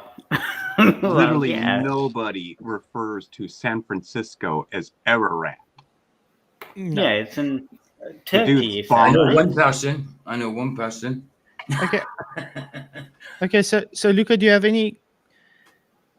So do you have an issue with the animals on the ark there, Well, or yes, the that was another geological, point. or the geological spacings where they are now? Well, that's a good point as well. Like, how would the animals have, like, scattered? Or some animals only live in certain locations. And how would they get to those locations after the flood? Did they just go there naturally? Or did they scatter Yeah, of course they around? could have gone naturally. Remember, God supernaturally got them to go to the ark. Yeah. So could God not let them just go to where they need to go afterwards? No, I thought God didn't. no, I thought no, God- Remember, didn't whistle. 4,000 Noah years is a long time. Yeah. Noah Yeah, didn't but- whistle, and they all started walking in 2 by 2. I thought God didn't help with the ark. He didn't help with building the ark. He gave the instructions for it and the measurements. He ordered the. Remember, he told Noah to build the ark. Okay, Noah didn't go around looking for all these animals. They came to him. Took about 100 years to build the ark. Think Where about it. geologically was the ark? Like, where was it located? Do you Mount know? Ararat in Turkey. That's where it Oh, that's why you were on about Mount Ararat. Got it. Okay, so the ark was in Turkey. It was built in Turkey. That's where it docked. Yeah, that's where it said. That's where it says it went in the mountains of Ararat. You can Oh, call so it docking. where was it built before the flood? Do you know where it was before the flood happened? Like the location? Wherever he built it, I don't know. It doesn't Well, say. it's the same location, Really? but it It wasn't doesn't really mentioned say. in the Old Testament. No. How am I supposed to? Where was Noah around? He was around about what? He was in about Asia, top of Africa. It's according to the Book of Genesis, the highlands of East Turkey. Yeah, yeah, that's where he It's landed. But he's saying, where does Noah come from originally? Yeah, like Doesn't really specify.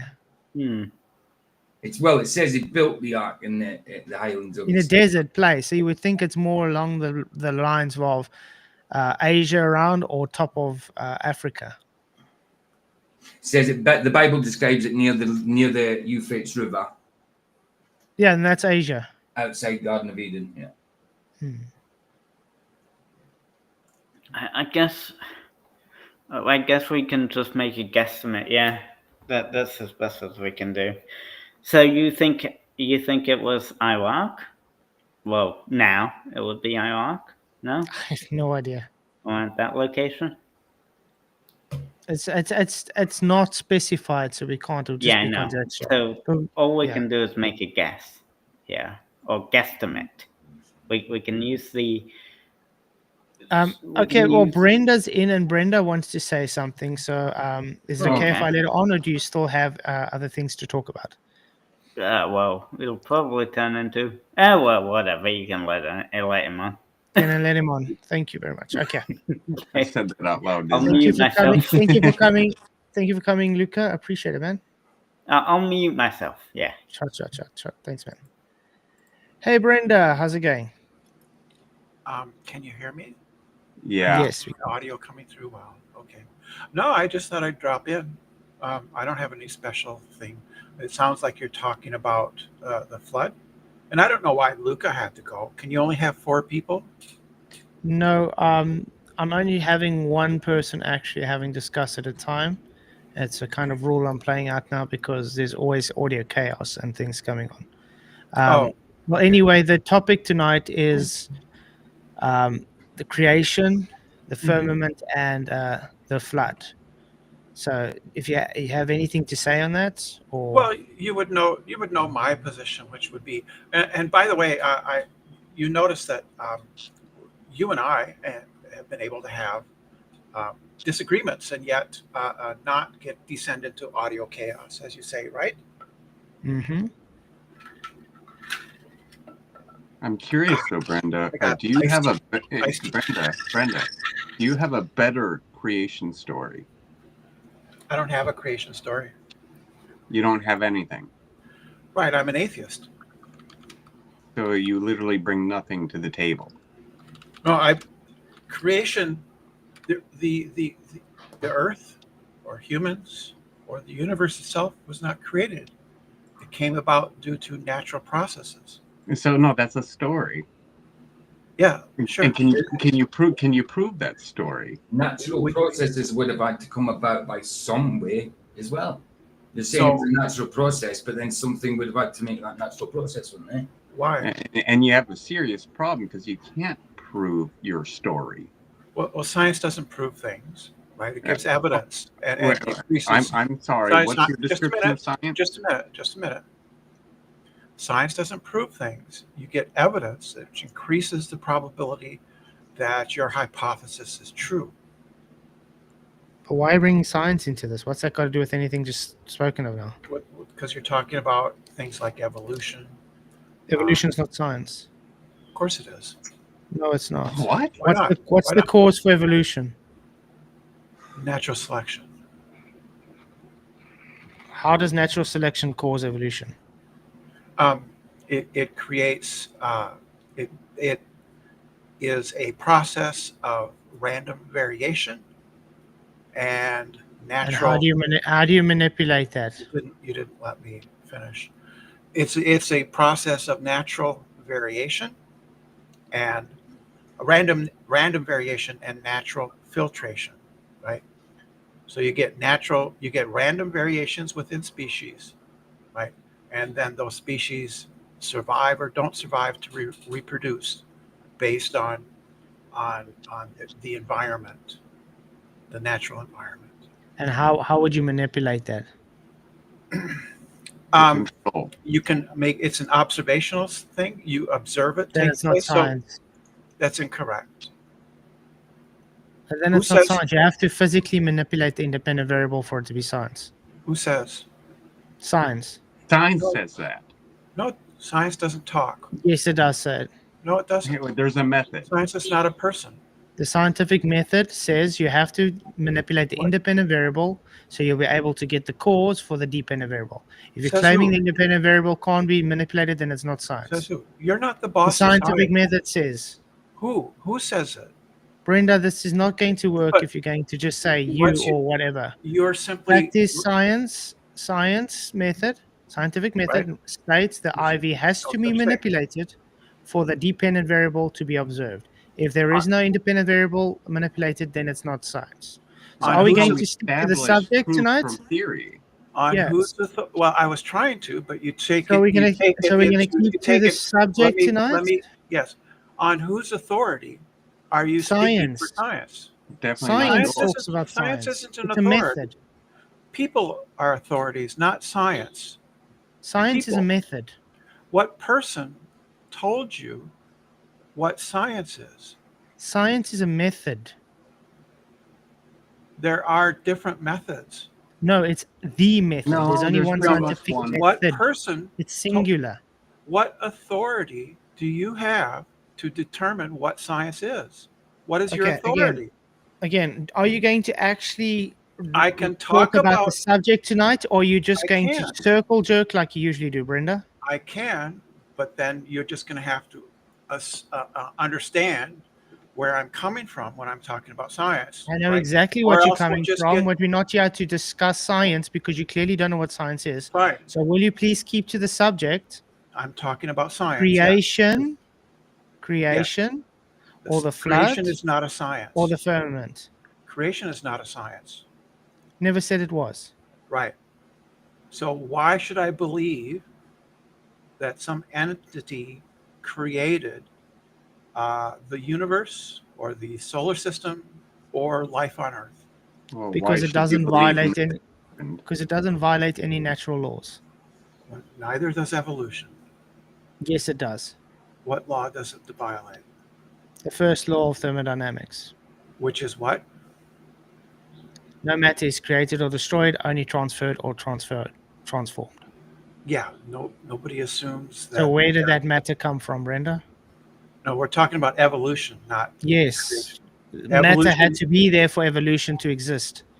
Where did that Yeah, matter so- come from?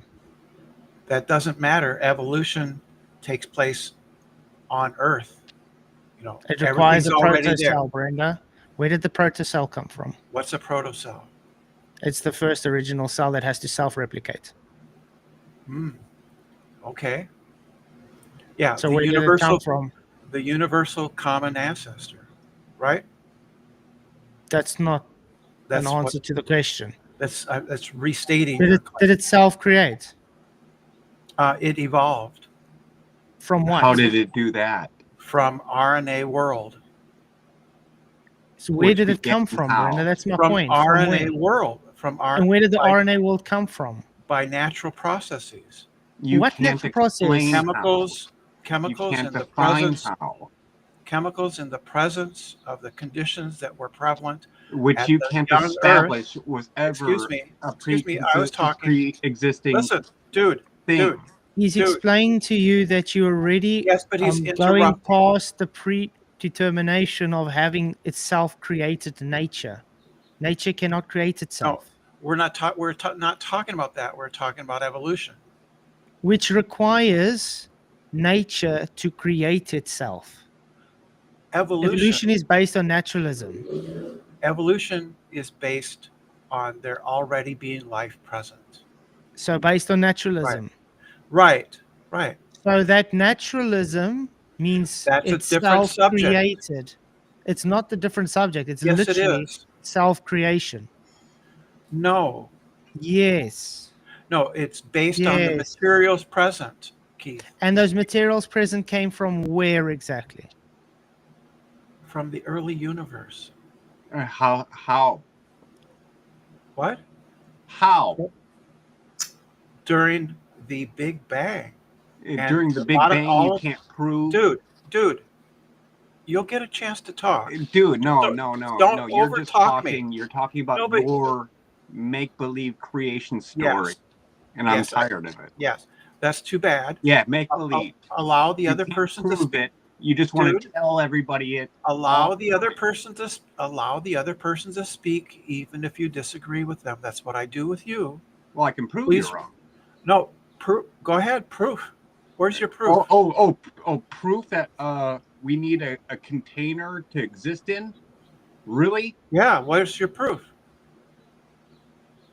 You're the one Breathing. living on a ball Earth. Where's where your proof? You somehow You said you could believe prove it. You The live in proof a is not- the contained proof system is with no natural law. container and can't prove it. Can you prove proof it? is natural law. He said he could prove it, And Yes, by the way, it he proves his switched natural law. topics. What?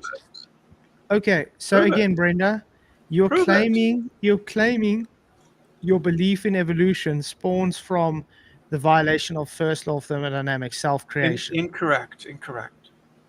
So where did the Big Bang come from? We don't know. Yeah, you don't know. Yeah. Wait. Very Does nice the Big story. Bang require matter to exist? No. No. Why are we- There was no matter. There was no matter at the Big Bang. I thought you said you don't know where it came from. We're How do talking you know about that? the Big Bang. After the Big Bang, we know a great deal. Before it, we don't know. Oh, you know it. Yes, of course. How do you know it? From scientific evidence. It's, Mr. Science doesn't talk. Science doesn't prove That's correct. things. And now That's all correct. of a sudden, science proves it. No, it doesn't prove it, but it gives us knowledge. No. That word has no business leaving your mouth. Why? Because you just said that science doesn't talk. Science doesn't prove That's right. things. Yes, Science that's doesn't correct. prove Hypocritical, things, in other so what are words. you doing correct. bringing up that word? Because the knowledge is a justified true You don't belief. have knowledge. Yes, I do. It's justified No, you true have a belief. belief. That's right. Knowledge is a Sheer kind. belief. Okay, wait. Knowledge Let's bring is a this. belief. Wait. This is Knowledge getting is a into. belief. All right, Let's get it back on track quickly. Okay, All right. Brenda. It What wasn't will be me more who took it- logical? What will be more logical, Brenda? That God that's supernatural is not bound by natural law, created everything we know, or nature that is bound by natural law went and violated the law that it has to bound by, which is the first law of thermodynamics, by self-creating itself. What is more likely is the latter rather than the former. And why would you say that? Because you fewer things I have to presuppose. Okay, well, like I said, so it's more logically that something that has to abide by natural law can violate that natural law, No, and it's well, it more doesn't. illogical about something that cannot violate natural law is just not true because Did you God just don't violate- believe it. Did God violate natural law by creating the universe? No, he's supernatural. He's not bound by natural law. So then he violated it then, right? No, okay, let me place it this way. Did he violate it? Okay, let's put Obviously, it this he way. must have. Wait, Brenda. Let's put it this way. I'm gonna put it in a this is the universe. Okay? No, it's And not. I'm God. I'm outside the universe. I'm not saying I'm really God, guys. This is just a before you get people clipping through. Oh, Francis calling himself God. I'm not God. I'm just Keith, giving a Keith, demonstration. I'm This is smart- demonstrating I'm smarter God, than your and audience. this is the universe. Okay. Now the No, that's not notice how it works. there's no matter inside the universe. I'm going to place matter in the universe. Did I violate any natural laws? You're misrepresenting the universe. Did I violate any The natural laws? universe isn't a container filled with Did- something. It's just a demonstration of Yeah. saying this is the universe. Did I violate any natural laws doing that? You are misrepresenting it because Okay. the universe answer is isn't no. an empty container that Okay, gets now filled because with Brenda stuff. can't answer me, now let's see what nature has to do to make matter in this universe. Yeah, that's not what happened. You're misrepresenting my side. Okay. You need to. I'd When say is that when is the wait Keith, when is the matter in this universe gonna self-create itself? Keith, there's something called you take the other person at their side on their side at their word instead of misrepresenting them like you're doing now. I What's do not representing? I You're do not not being ascribe misrepresented, Brenda. I do not ascribe to what you are calling the universe. Are you a naturalist? Yeah. Brenda, Then that's what you you're ascribe to, declaring a Brenda. belief-based No, universe. you don't get to tell me what my beliefs are. I will tell you. You will ask me. Yeah, you're definitely declaring it. Your No, I'm belief. not. Yes, The you universe- are. Where does matter come Listen. from, Brenda? Listen, the universe is not an empty container that gets filled How do you with know stuff. that? Because that's not our concept of it. Oh, What is the concept universe, is Brenda? also synonymous with belief. Concept. Again, It's everything that exists. Great. So Right. God is outside of the universe. You But does understand? God So exist? God can take matter and stick it into the universe. Yeah, that's not how it works. Hence, now that is how it works. well, that's The not how universe- your Now belief the thing works. is, you The claiming universe is everything you- that exists, right? now Right, you Keith? claiming matter just existed on its own. It's self-created. Do you understand We that? don't know, but that's one theory. Yeah, we don't you know. definitely don't know. If that's a Yeah. theory, it violates natural law, Brenda. No, it doesn't. It What does. law? It violates the first law law? of thermodynamics. What law? How does The it violate first law of thermodynamics. Matter cannot be created or destroyed. It can only be can. transferred or transformed. So that means matter literally had to self-create itself to make everything you know today. It borrowed energy from the vacuum state, Keith. What A energy? vacuum Where did space. the energy come from? From the vacuum state. And where did that come from? It was already there. It's From where? self-created. No, it was always there. So it's self-created. Based on your No, belief. it's not self-created. It was always It's self-created. there. Wrong. It was always there. If it's You can always say there, it's wrong all you want, self-created, but you're not Brenda. No, it's proving not. it. It's not created. It's It's always literally there. Self-created. If it's something always is- been in existence, it's literally self-created, Brenda. No, that's not what self-created That's means. what it is. Was No. God always there? Let's put it this way, Brenda. What? What So was God is God- self-created? Is God Yes. self-created? Yes. Why can't the universe be self-created? Because the universe is nature. God's not nature. Why not? What's Because wrong the with universe bound by natural law. This is It's what you just naturalism. called- Well, that's God's like not bound by special- natural law. This is a Can be special God is pleading supernatural. fallacy. That's That's not a special special pleading pleading. fallacy. Yes, There's it a is. difference between supernatural and natural, Brenda. No, it's special pleading. You're saying God There's can no be- special pleading. What's the difference between You need to supernatural let me and finish natural? sentences, Keith. God, it's special pleading to say that God can be self-created, but the universe can't be. That's special pleading. Okay, it's not. And I'm going to explain this to you why. Do you know the difference between supernatural and natural? I don't know what the difference would be. Well, and God's not Supernatural created, means he's the above. creator. Supernatural means it's above nature How can he be above nature when nature doesn't exist? because he created the nature. Yeah, but Just at like the time just of like creation, a person. Wait. Just At like a person will build a computer. Okay, all the the parts computer for that won't already exist. exist. All the The parts for it computer already won't exist. exist. The computer won't exist if the person didn't build the computer. Right, but You all the parts where claiming it you existed. wait, Brenda. You claiming that computer is just existing on its own. Yes. Do you see the illogical thought pattern there? No.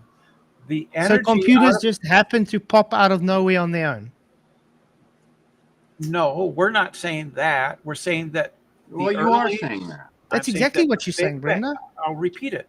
The Big Bang borrowed energy From where? But you don't know that. from the It's a vacuum belief state. that you're From the vacuum What state. vacuum people, state? man. The vacuum state, which is what you have when you take everything And you out don't of know space. that.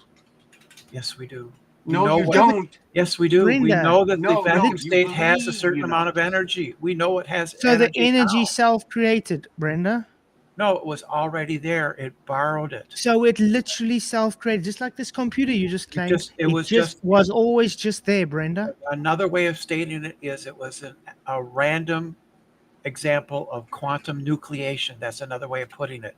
It's simply Quantum nucleation spontaneously, requires matter to exist, but Brenda. these things happen. These things happen. Quantum Particles come into existence and go out of existence. Quantum all the time. nucleation requires matter to exist, Brenda. No, it doesn't. Yes, it does. No, it comes into existence out of nothing. Because of matter existing. No, it doesn't. Because Yes, it doesn't. does. Yes, it Okay, does. can you cite the science that says that? Can you cite the science that says it doesn't? Yeah, you can look at any kind of theoretical work on. No, you can't. on, Brenda.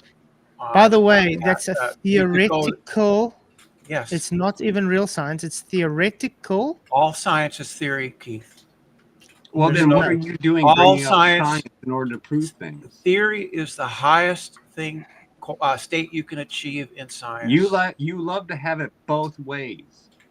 Like, oh, Um, I have science to somehow prove myself, but yet again, oh no, science doesn't talk. It doesn't prove things. Therefore, doesn't you talk. can't mention it, Keith. You People can't talk. mention it, PJ. You can't mention it, Derek.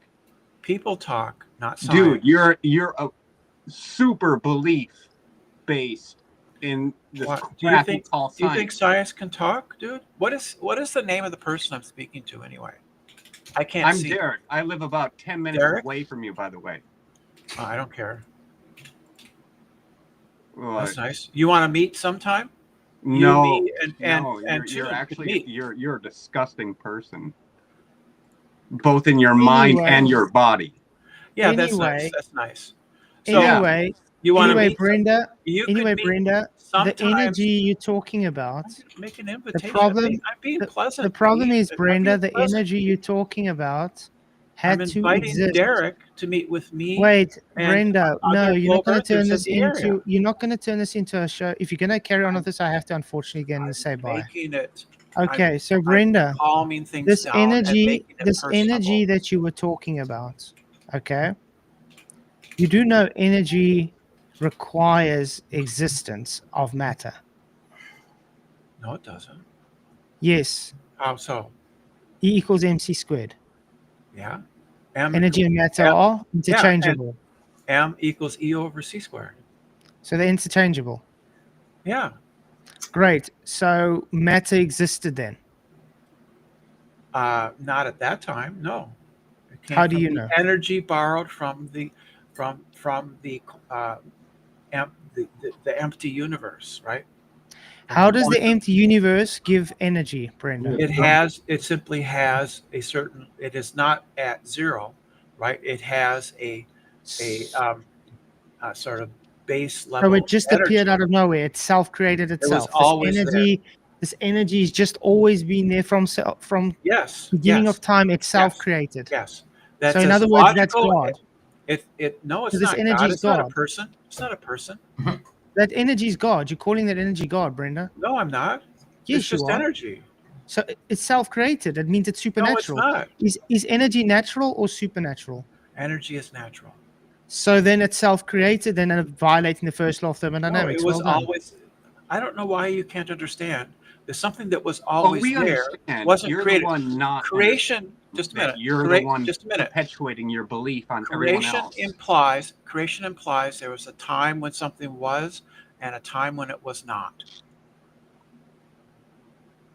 Right? But the vacuum state always was. The vacuum state. Yes. Prove how that happened. The quantum vacuum state was Wait, always that's there. right. You can't. That's very nice, Brenda.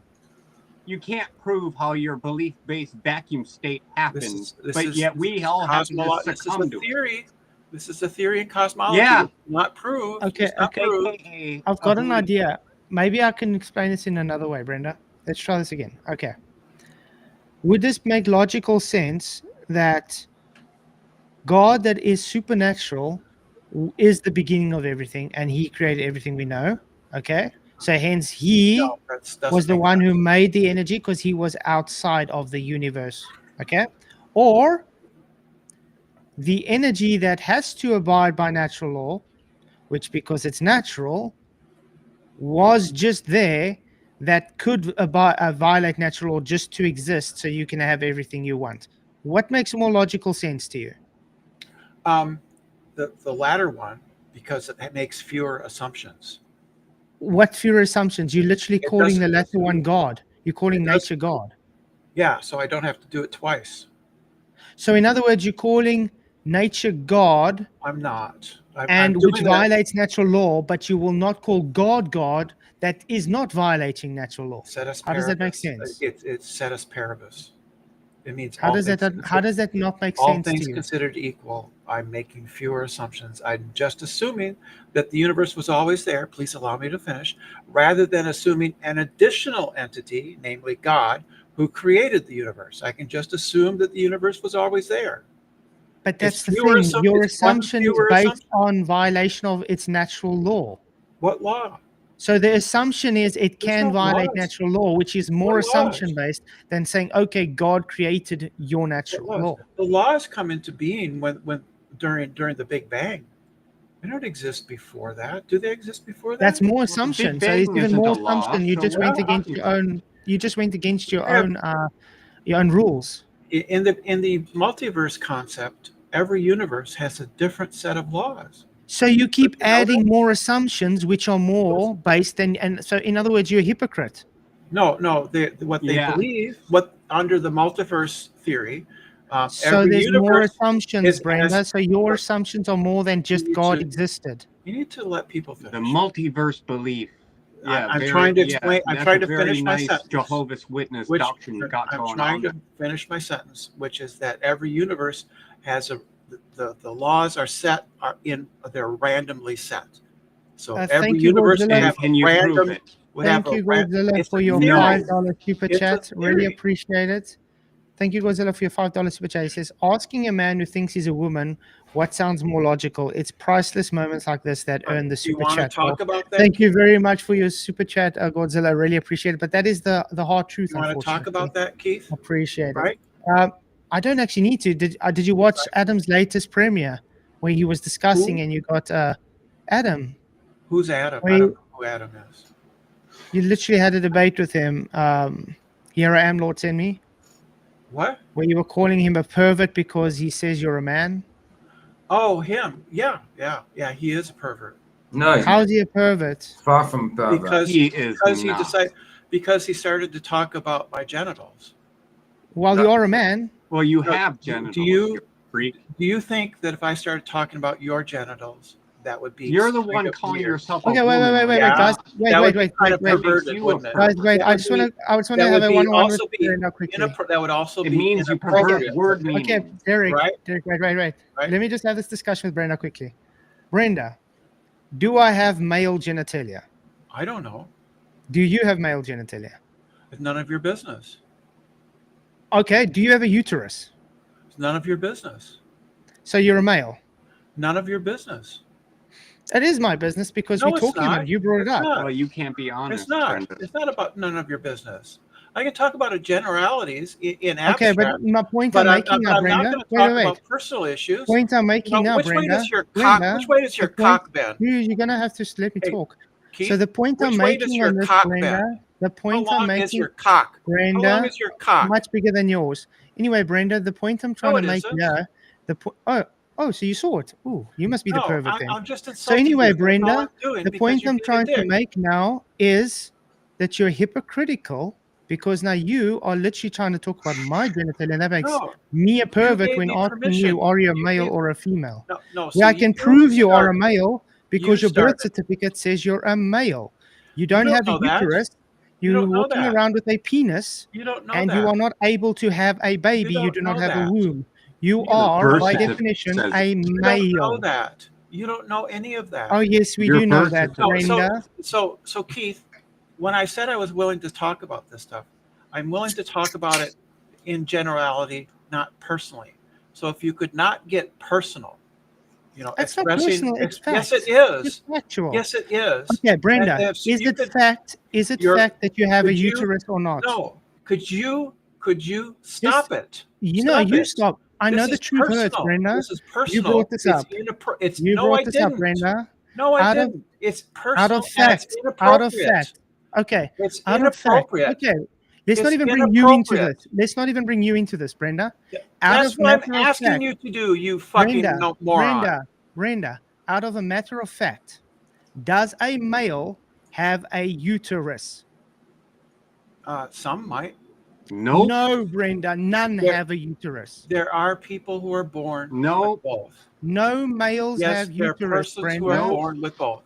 What do you No. call somebody who has ambiguous genitals? They usually have more than one kind of the one gender What do you is call more them? than the other. Are they male or female? That usually displays on Are which they one is male more or female? prevalent. Are they male or female? Which are they?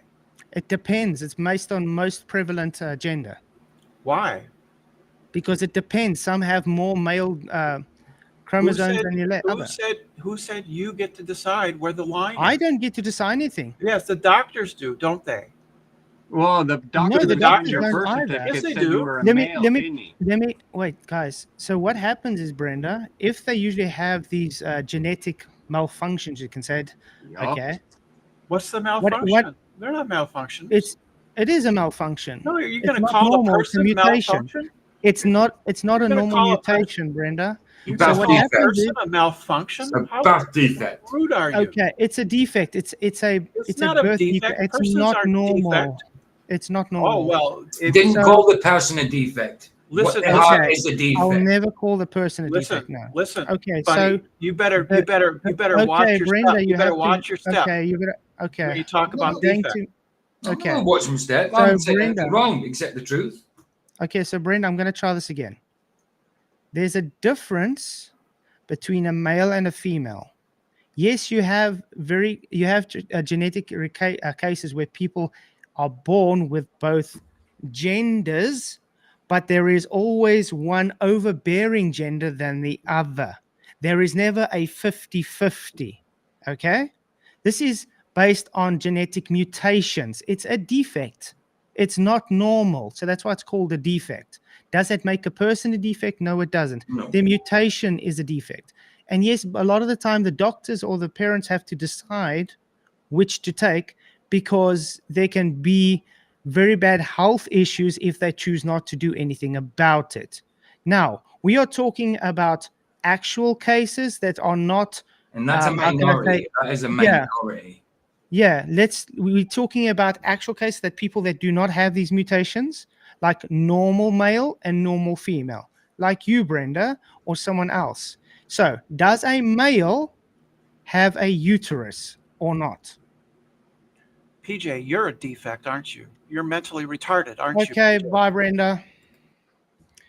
Brenda I'm is mentally gone. retarded.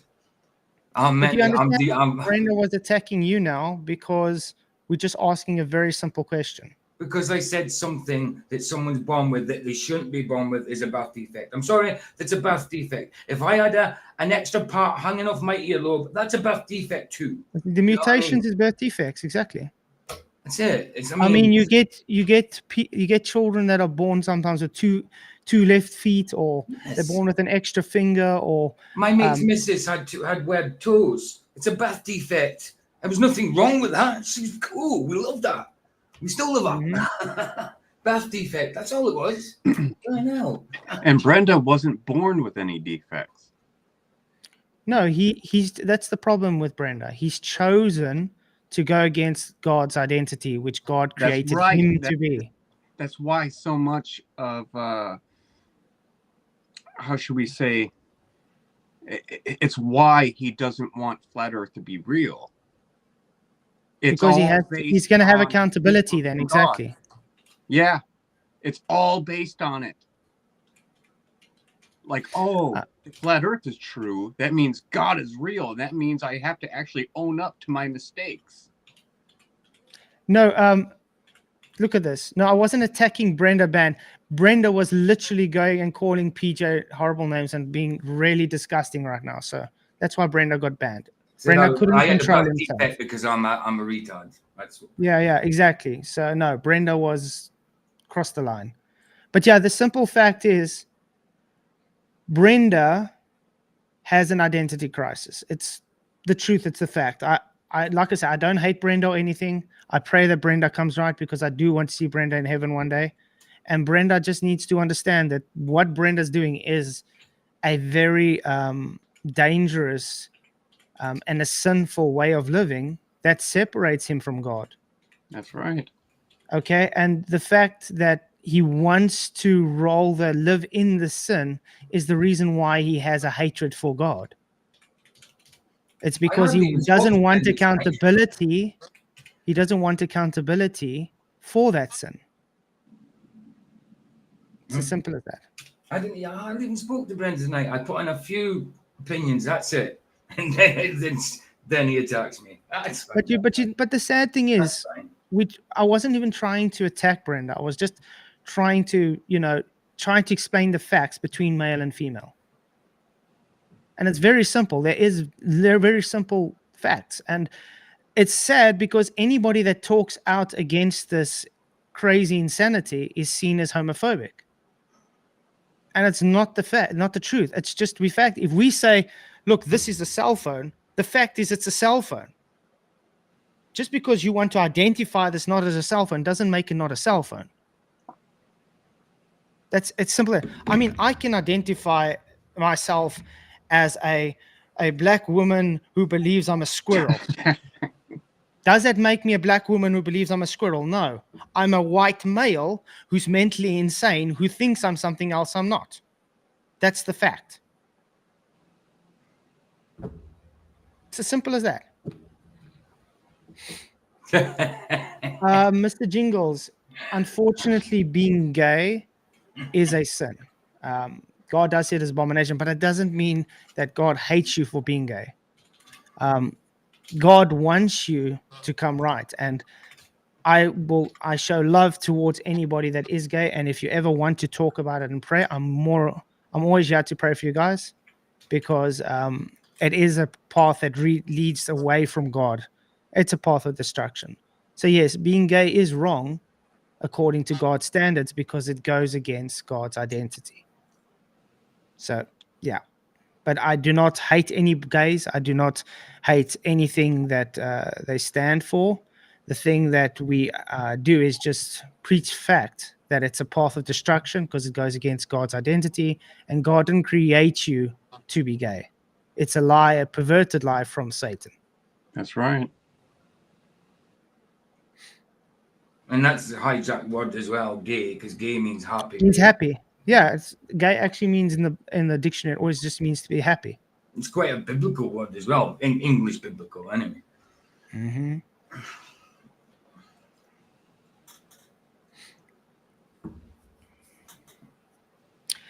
Debatable D, gays cannot be themselves. That's not what we're saying.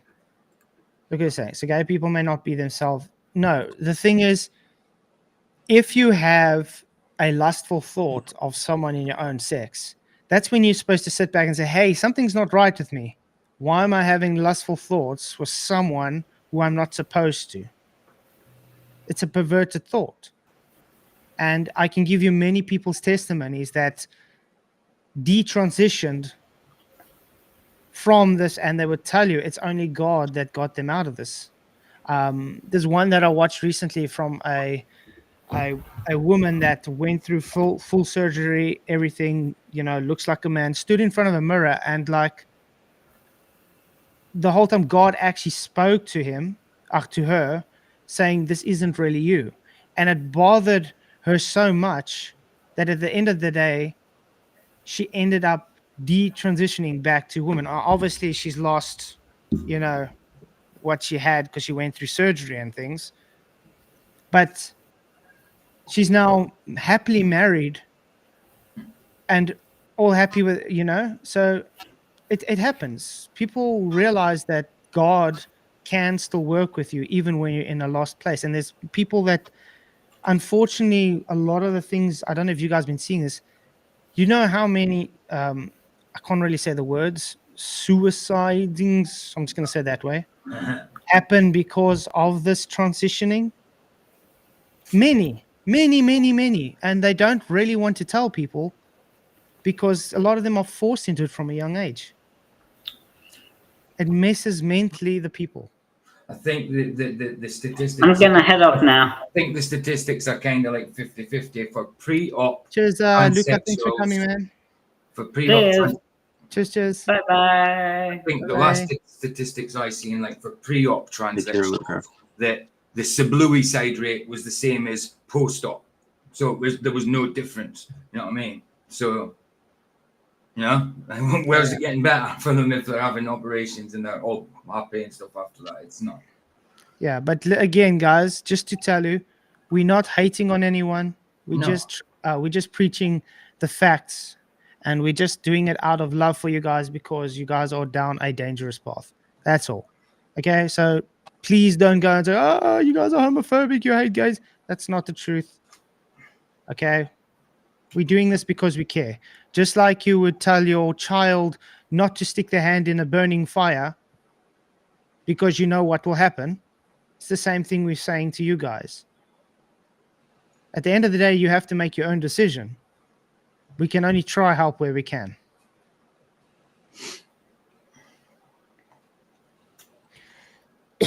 And honestly, I would actually meet up with Brenda if he didn't try to project his belief on me. Like, let's sit and have a coffee or something. Let's be normal, civilized adults.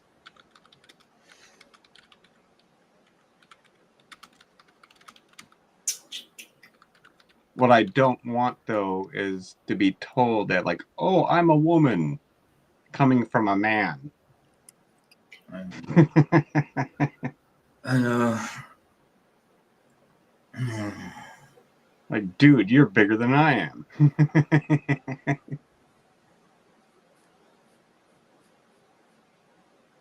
It's mad. As a kid, I never thought the future would be like this. And I didn't.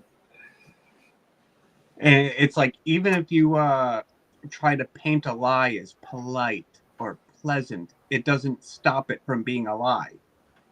That's right. That's right. That's what pastors that do that tickle their congregation's ears. Yeah. That's tickling your ears because you want to hear what you want. You're getting to hear what you want to hear instead of the truth. Okay. Let's quickly look at this, okay? More than 40% of transgender adults in the US have attempted suicide. This is 2023, guys. So it's even updated from there even more. A new study from Williams Institute, UCLA School of Law finds that 81% of transgender adults in the US have thought about suicide. 42% of transgender adults have attempted it. 56% have engaged in non-suicidal self-injury over their lifetime. Mm. Using data from US Transgender Population Health Survey, Transpop searchers examine the prevalence of hazardous drinking, problematic drug use, serious psychological distress, suicidality, and non-suicidal self-injury between transgender and cisgender adults. Results from the study, which in the first national probability sample of transgender people I hate in the that US. cisgender. I know. I never ever classified. Nobody ever told me I was cisgender. It's just all of a sudden I'm cisgendered. You know what I mean? I'm not. I'm just a man. Mm-hmm. Yeah, but that's the thing. What we're just trying to point out, guys, is why it's dangerous. Look, it's got a very big mental thing to it, and I do believe that's why Brenda is so. How can I say? Gets very angry about this and very defensive because it is a mental thing. It's hard. So again, Brenda, I have nothing against you. I wish you all the best, man. I just try and tell you the facts because that's unfortunately what it is. It's because I care. Okay. Well, and there's something going on where he cares about what you say. Otherwise, why is he listening all the time? And he brought it up. Yep. I mean, and there is such things as hate against the people who think they're transgender and stuff like that. Of course there is. But when we like say stuff like that, it's not through hate. It's actually through love, through Christ. No, that's not us. No. No, I mean, there is hate in it. Absolutely. People do hate things like that. Absolutely. But when we say things like this, it's not through hate. Mm-hmm. It's through wanting to be right in Christ. And not just people who are gay, people who are being adulterous, people who are sinning all the time, whatever. Anybody that's not saved. Sin is sin. Yeah. But look at this. Nearly 1/3 of transgender individuals reported hazardous drinking, which is 28%, and problematic drug use, 31%. Amongst transgender adults, 44% reported recent suicidal ideation, 7% reported a recent suicide attempt, and 21% reported recent non-suicidal self-injury. The majority, 82% of transgender people, have accessed formal mental health care, compared to 47% of cisgender adults. About 1/4, 26% of transgender people sought support from other sources such as religious and spiritual leaders and alternative medicine practitioners, compared to 20% of cisgender adults. transgender non-binary people were 4 times more likely to engage in hazardous drinking compared to transgender women. Wow. Compared to transgender men, transgender non-binary people were 4 times more likely to report problematic drug use, 3 times more likely to experience serious psychological distress, 6 times more likely to have recently thought about suicide, and 4 times more likely to have engaged in non-suicidal self-injury at some point in their lives. Quite insane. So wow, it's a thing. Oh, aye. Definitely. Like, I mean, I'll throw myself under the bus. I've had serious issues with alcohol, drinking. But I mean, with the people like Brenda who call themselves women when they're men, I mean, they're not even willing to acknowledge the problem. You can't heal if you don't acknowledge what's going on. Mm-hmm. I just want to say, Mr. Jingles, yes, porn addiction is very bad too, man. But this is not the discussion we're having right now. The discussion we're having now is specifically transgender. And by the way, even porn addiction brings people into thinking they have lustful thoughts of the same sex. Oh, I mean, yeah, but I mean, why would I want to sit there and watch another guy do a woman? To me, You do get the occasions where people become addicted to porn, they do. and then they try. The thing is, because it's almost like a drug addiction, Mhm. and then they want to try new things, and they end up watching gay porn or whatever, and they end up getting aroused by that, and then they start thinking, hey, maybe I'm bisexual, and then they end up saying, hey, maybe I am gay. Mhm. You understand? So there's many doors that lead open from porn as well. True. Yes, porn is a very big thing, especially today. It's Yeah, especially when you've got things like But it's OnlyFans lust and that as based. well. Don't give into that. Even when you've got things like OnlyFans, you know, like behind paywalls and that people go for, and it's normal now to go and watch someone in OnlyFans. You know what I mean? That's like, I mean, it's been normal for a long time. People watching porn and in the porn industry, it's normal. I mean, it's documentaries about it. It's all fine. And there's people on YouTube like Adam 22. He used to be a porn star now. We don't know if you heard him. He's got his own podcast and stuff, and he's into weird stuff. Lets his missus, his wife, do it with other men in front of him. I mean, why would you do that? And that's all because they want this high of some sort to do to this sexual high, because the last sex the dopamine. didn't satisfy them anymore. Yeah. Mhm. It's That's what I not- said. That's I mean, it's the same as like drugs, like you're saying. You Mhm. start on something, and then at the end of the day, it's not doing what you need, so you go more. It's the same with drinking. I mean, I've seen so much people. They start with just a beer, and then they go on to they go into a case, and then it doesn't work, so they go to a stronger beer. That's not okay. So now they start mixing drinks, and at the end of the day, they start drinking from when they get up in the morning till when they go sleep, Yeah. and then they drink to not have a hangover, and and then it ends up, this is just not working anymore, and they end up doing something stronger. You know what I mean? It's But what it boils down to is that they're trying to fill the emptiness in their heart. That's right. And you Mhm. can't do that. If you haven't got Christ, you that God-shaped hole is always going to be there. Always going to be there. You can't fill it with anything else. There's only one thing it can be filled with: Christ. That's right. Yeah.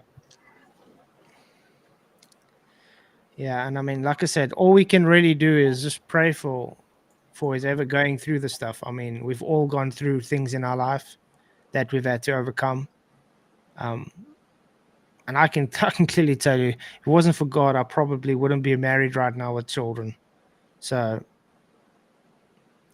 people don't know half the things that I've had to get through in my life.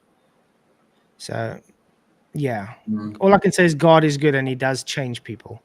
I mean, that's why I tell my testimony, and that's why I'm open about my past and that, because it glorifies Christ. But then you've got the other side of it. The trolls use it against you. Oh yeah, PJ, he's just a junkie. He's just a junkie. But exactly, PJ, that's the thing. Remember, they always look for the negativity of someone. Of course. And they harbinger on that negativity because they try and show the bad side of a person.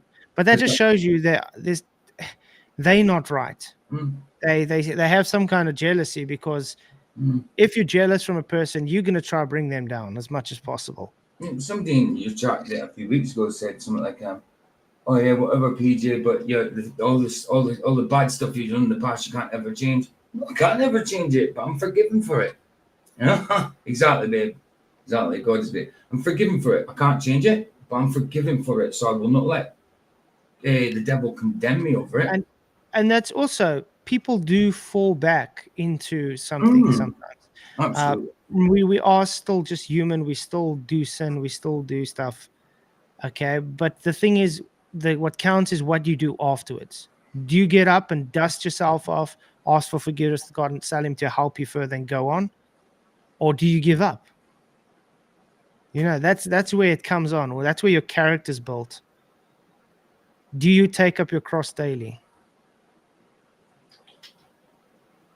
Yeah, that's it. No one ever said it was going to be easy. Don't Definitely. give up. Definitely. Wow. That has turned into quite a serious stream. I didn't think it was going to. That's decent. I didn't know if you were having a panel tonight. Wasn't sure. Yeah, because I was just originally just having like one person come on at a time, because I first did presentation about Genesis, because it's for creation and firmament and everything. And then, Bev kind of hit it off with his dishonesty. And then obviously Luca came in, now Brenda. So Yeah, I was listening for Beth I was was walking all on around. about like, a flat plane or whatever can only be 2D. Like, no, it can be 3D because it has depth. Yeah, It's just an impossible thing, isn't it? No depth. exactly, Thomas. Even the prophets had problems. Let's, for instance, take David. Yes. I mean, David lusted after his best friend's wife, that he literally sent his best friend to war in the front lines to get killed, so he could take his wife as his wife. And he was a man. This was a guy. This is a guy after God's own heart. Yeah. Yeah. that's crazy too. So yeah, How could it be after God's own heart, and yet he did that to another person? it's crazy. But I mean, that's why it shows you that when it comes to blamelessness, only Jesus is the only blameless person to ever walk the earth. He's the only one that has never sinned. That's right. That's why we need him. Mm-hmm.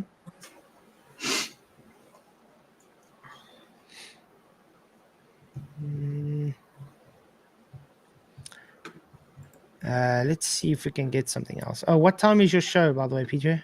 I've got I'm on in an hour. About an hour. Oh, okay. So we can still go on another half an hour, maybe, and then. Cool. Where's Sov? I don't know. He's very busy lately. I know.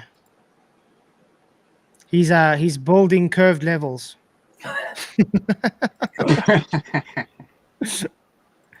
You have to, how do you measure that? A curved spirit level? I don't know, because apparently when he builds cabinets and everything, when he measures the level, it's curved. It's not straight. Yeah.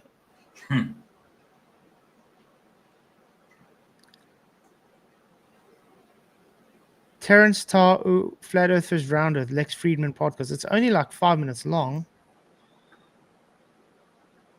Don't know how good it is. Well, Let's see. You guys want to watch that maybe? yeah, man. Sure. It's only 5 minutes long. It's a very big channel. Lex Clips, 1.151 million subscribers. So, Terrence Toe on Flat Earth versus Round Earth. Lex Friedman. Let's clip. How do you spell that? Friedman or Friedman? What would that be? Podcast clips. I think I'm sub to this one. It rings a bell anyway. Yeah. Let me see. Oh no, I'm not sub to him. It's Do you just think you will be a man? I had a video with him in it, but it was on someone else's channel. And someone says, if you just listen to this guy here, he'll bore you to death. But yeah, I've heard of him. Mathematician that develops a theory of everything. what often happens is that when the physicists need some theory of mathematics, there's often some precursor that the mathematicians worked out earlier. So when Einstein started realizing that space was curved, he went to some mathematician and asked, is there some theory of curved space that the mathematicians already came up with that could be useful? And he said, oh yeah, there's I think Riemann came up with something. Yeah, Bernard, that is actually the thing. He did hindsight of Raymond.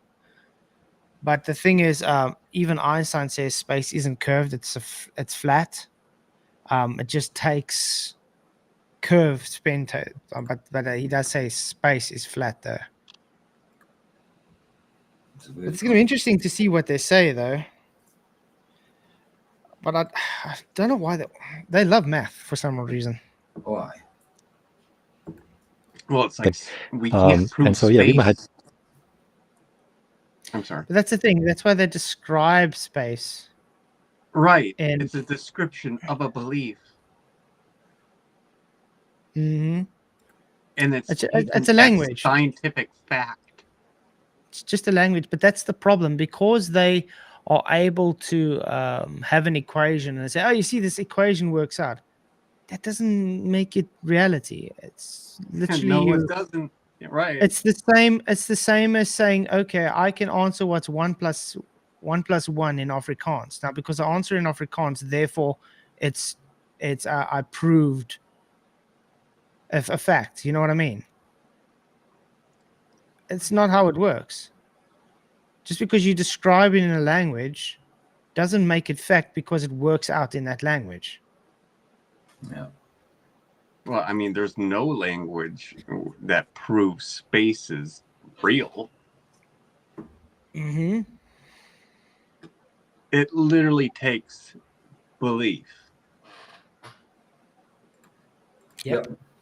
Developed Riemannian geometry, which is precisely a theory of spaces that are curved in various general ways, which turned out to be almost exactly what was needed for Einstein's theory. Okay. This is going back to Wigner's unreasonable effectiveness of mathematics. I think the theories that work well to explain the universe tend to. However, it is important to point out that mathematical formulation of the physicist often crude experiments leads in uncanny number of cases to an amazingly accurate description of a large class of phenomena. See, it's just description based. That's all. Mm-hmm. A belief-based description. Mm-hmm.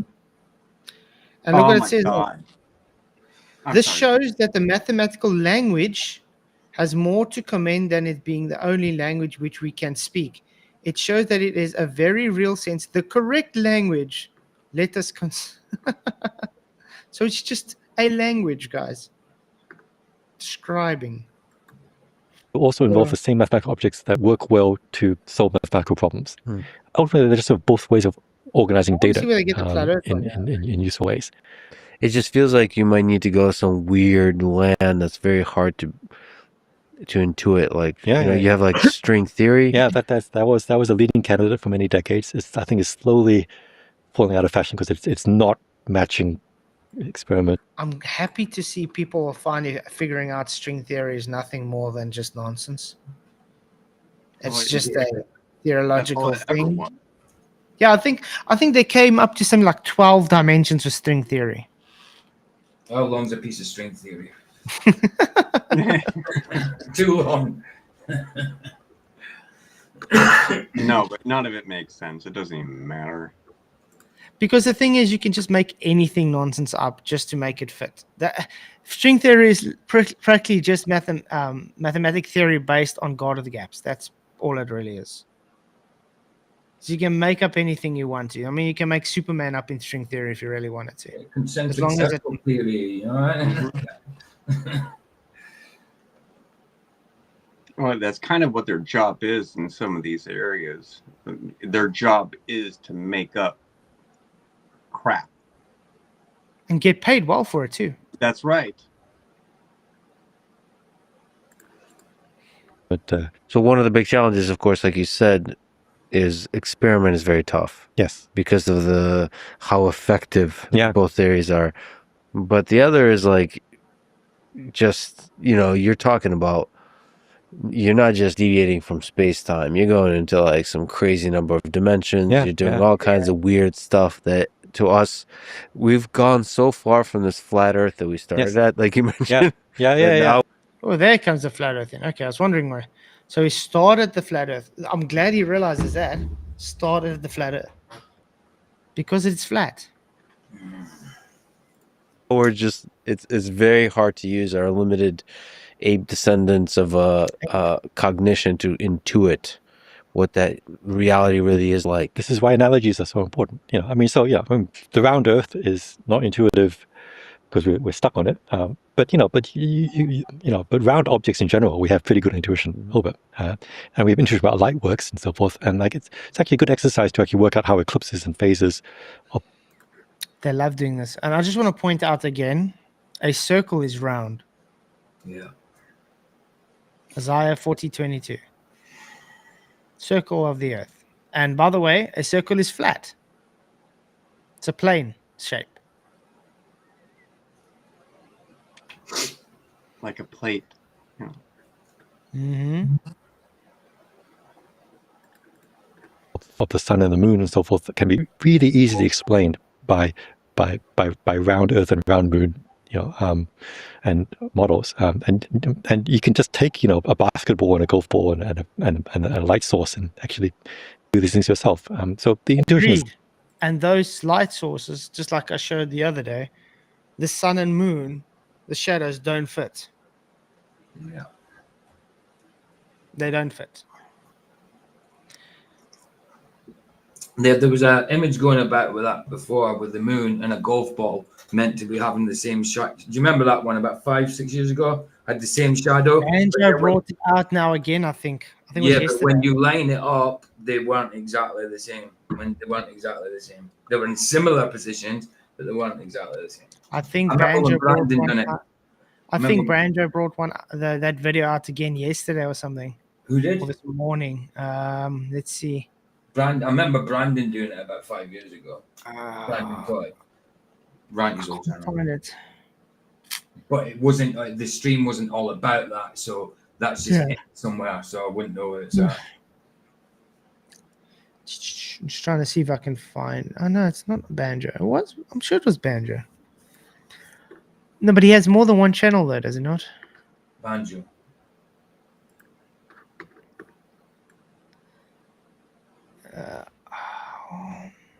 Because I didn't watch. I just saw it was there, so I don't have it in my history. I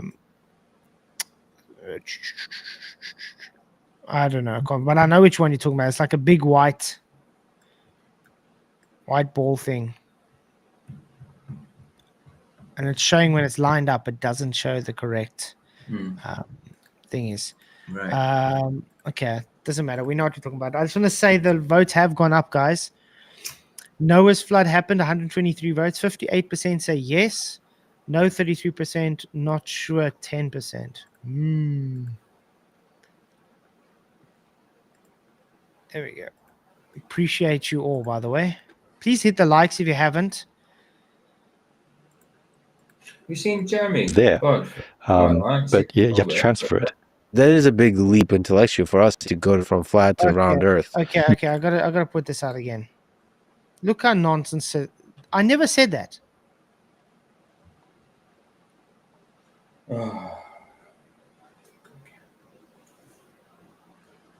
Never once said that, Bev. So nice going, showing your dishonesty.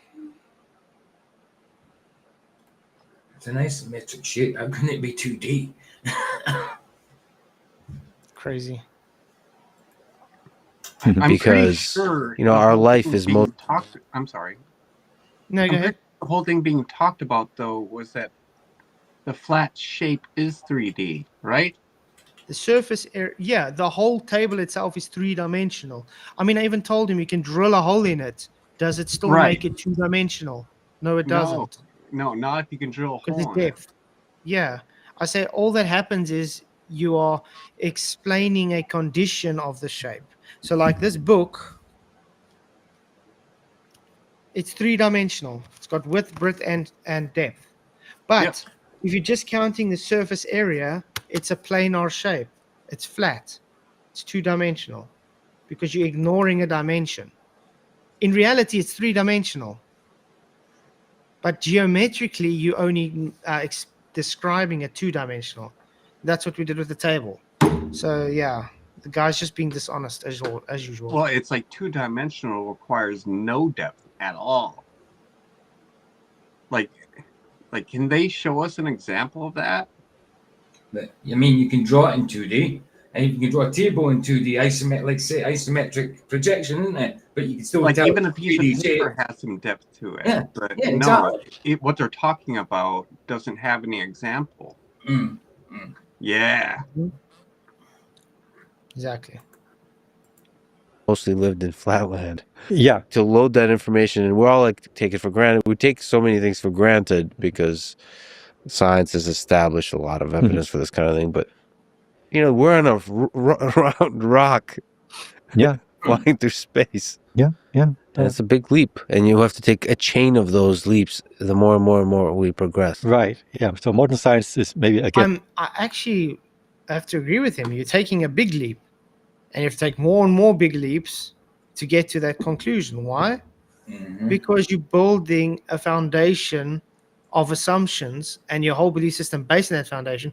And because you need things to fill the gaps, aka God of the gaps argument, you need to make more leaps. Hence why they sit with dark matter today.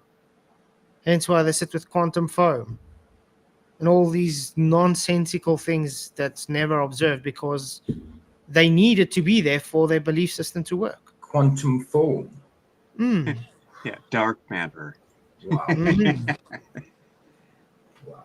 But I mean, if you logically think about it, it's like you claim mass causes, causes things, mass to attract. Okay, it causes light to bend or whatever. And then when they observe something, saying, "Okay, I see something happening. The mass is bending. The light's bending and warping, but there's no mass there." Should you then say, "Okay, guys, back to the drawing board. Maybe we were wrong about our assertion." But no, that's not what they do. What do they say? No, there's just got to be something. We'll just call it dark matter. It's just invisible matter. It just has to be there. It just has to be invisible mass. Just because it doesn't fit what we see, because we can't see the mass and we know mass has to attract mass. So therefore, it just has to be there. It's just invisible. So yeah, they create God of the gaps arguments instead of just realizing, okay, maybe they were wrong.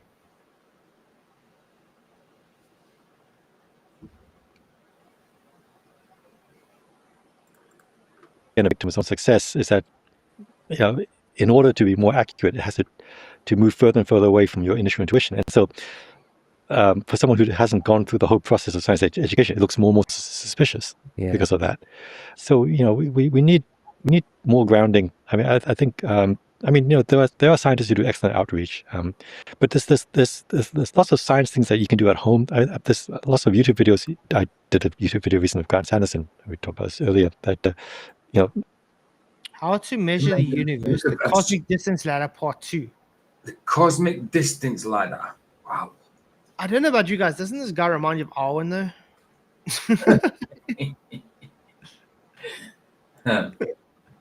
How is Arwen doing, by the way? I haven't seen him in a long time. Is he still up and running or? Don't know. I mean, last I knew he was doing a little bit of Rumble. I was talking to Tibet about him the other day, and I didn't know that he had an argument with Owen Benjamin. He went in there ranting at Owen Benjamin. He used to love Owen Benjamin, and now he's going and ranting. I think it was he used to. Yeah, he always used to. Like Owen Benjamin always used to be his hero. Yeah, absolutely. How the ancient Greeks were able to measure things like the distance to the moon, distance to the Earth. They didn't measure anything; they calculated based on assumption. And there it goes into the. We obviously don't need to see this. Just the same nonsense. Just talking. There we go about the Pythagorean. Okay. That was boring. I thought it was going to be more exciting. Yeah, well, someone did tell me Lex Friedman was boring. No, if it was at least something with more substance other than just saying, we just went from flat Earth to a globe. The whole title is about you think flat Earth, but it's nothing. You just mentioned it once. Understand? Right. And then they just give the same things that we know about anyway that they always spew about. Obviously, maybe someone that's new to the subject knows nothing about it. To them, it'll be interesting. But we already know what they're saying, so we've heard it all before. So it's nothing new.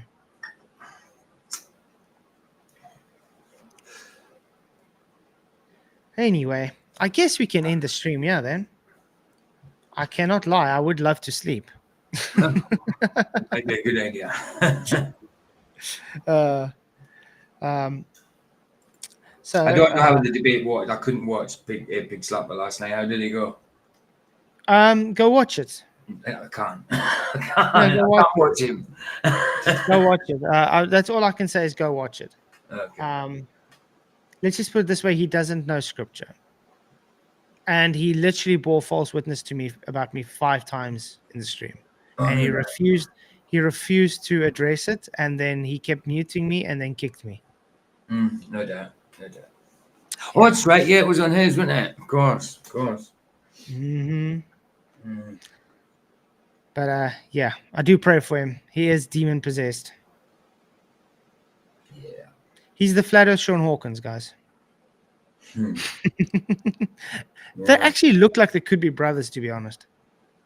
Distant relatives, maybe. Anyway, do you guys what's your show about later? Oh, it's movie night, isn't it? I think the topic is it's about somebody was online disabled, not disabled dude. He was pretending to be disabled and begging for money and stuff like that. Something to do with that. The ones I do at night time, it's never like as much as scriptural as it is during the day and that. The ones at night time are kind of like different kind of topics, sort of thing. But yeah, it's this to do with someone faking disability, and actually weird. I said it's actually got mental defect in there as well. So yeah, it's about that. And then we've got a couple of episodes of The Chosen, and then The Ridiculous 6. Oh, awesome. Alder Bear, how's it going, man?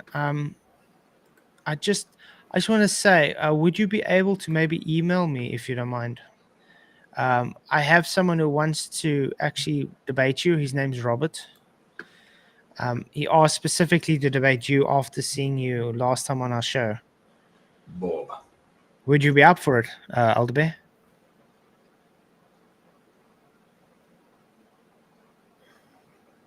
Mike's not working. That's fine. But would you be able? Would you email me? Because I think it'll be a great conversation between yourself and Robert. Anyway, I think we're going to end this year. Derek, do you have any closing statements as well?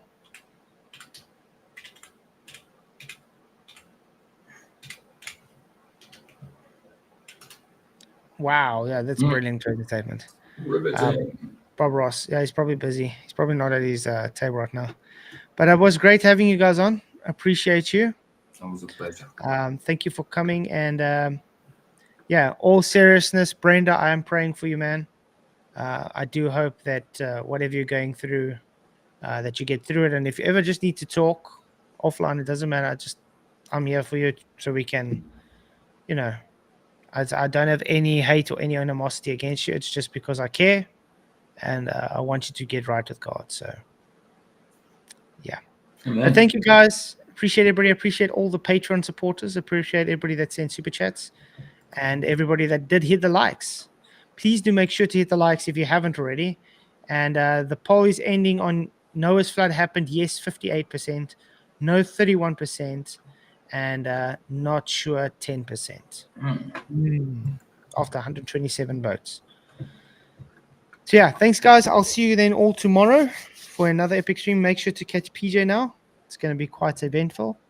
And remember, God loves you. And what do you say always, PJ? The earth is flat. The earth is flat and Jesus loves us. Amen. Amen to Sisters, that. guys. Ta-ta. Bye-bye. Blessings.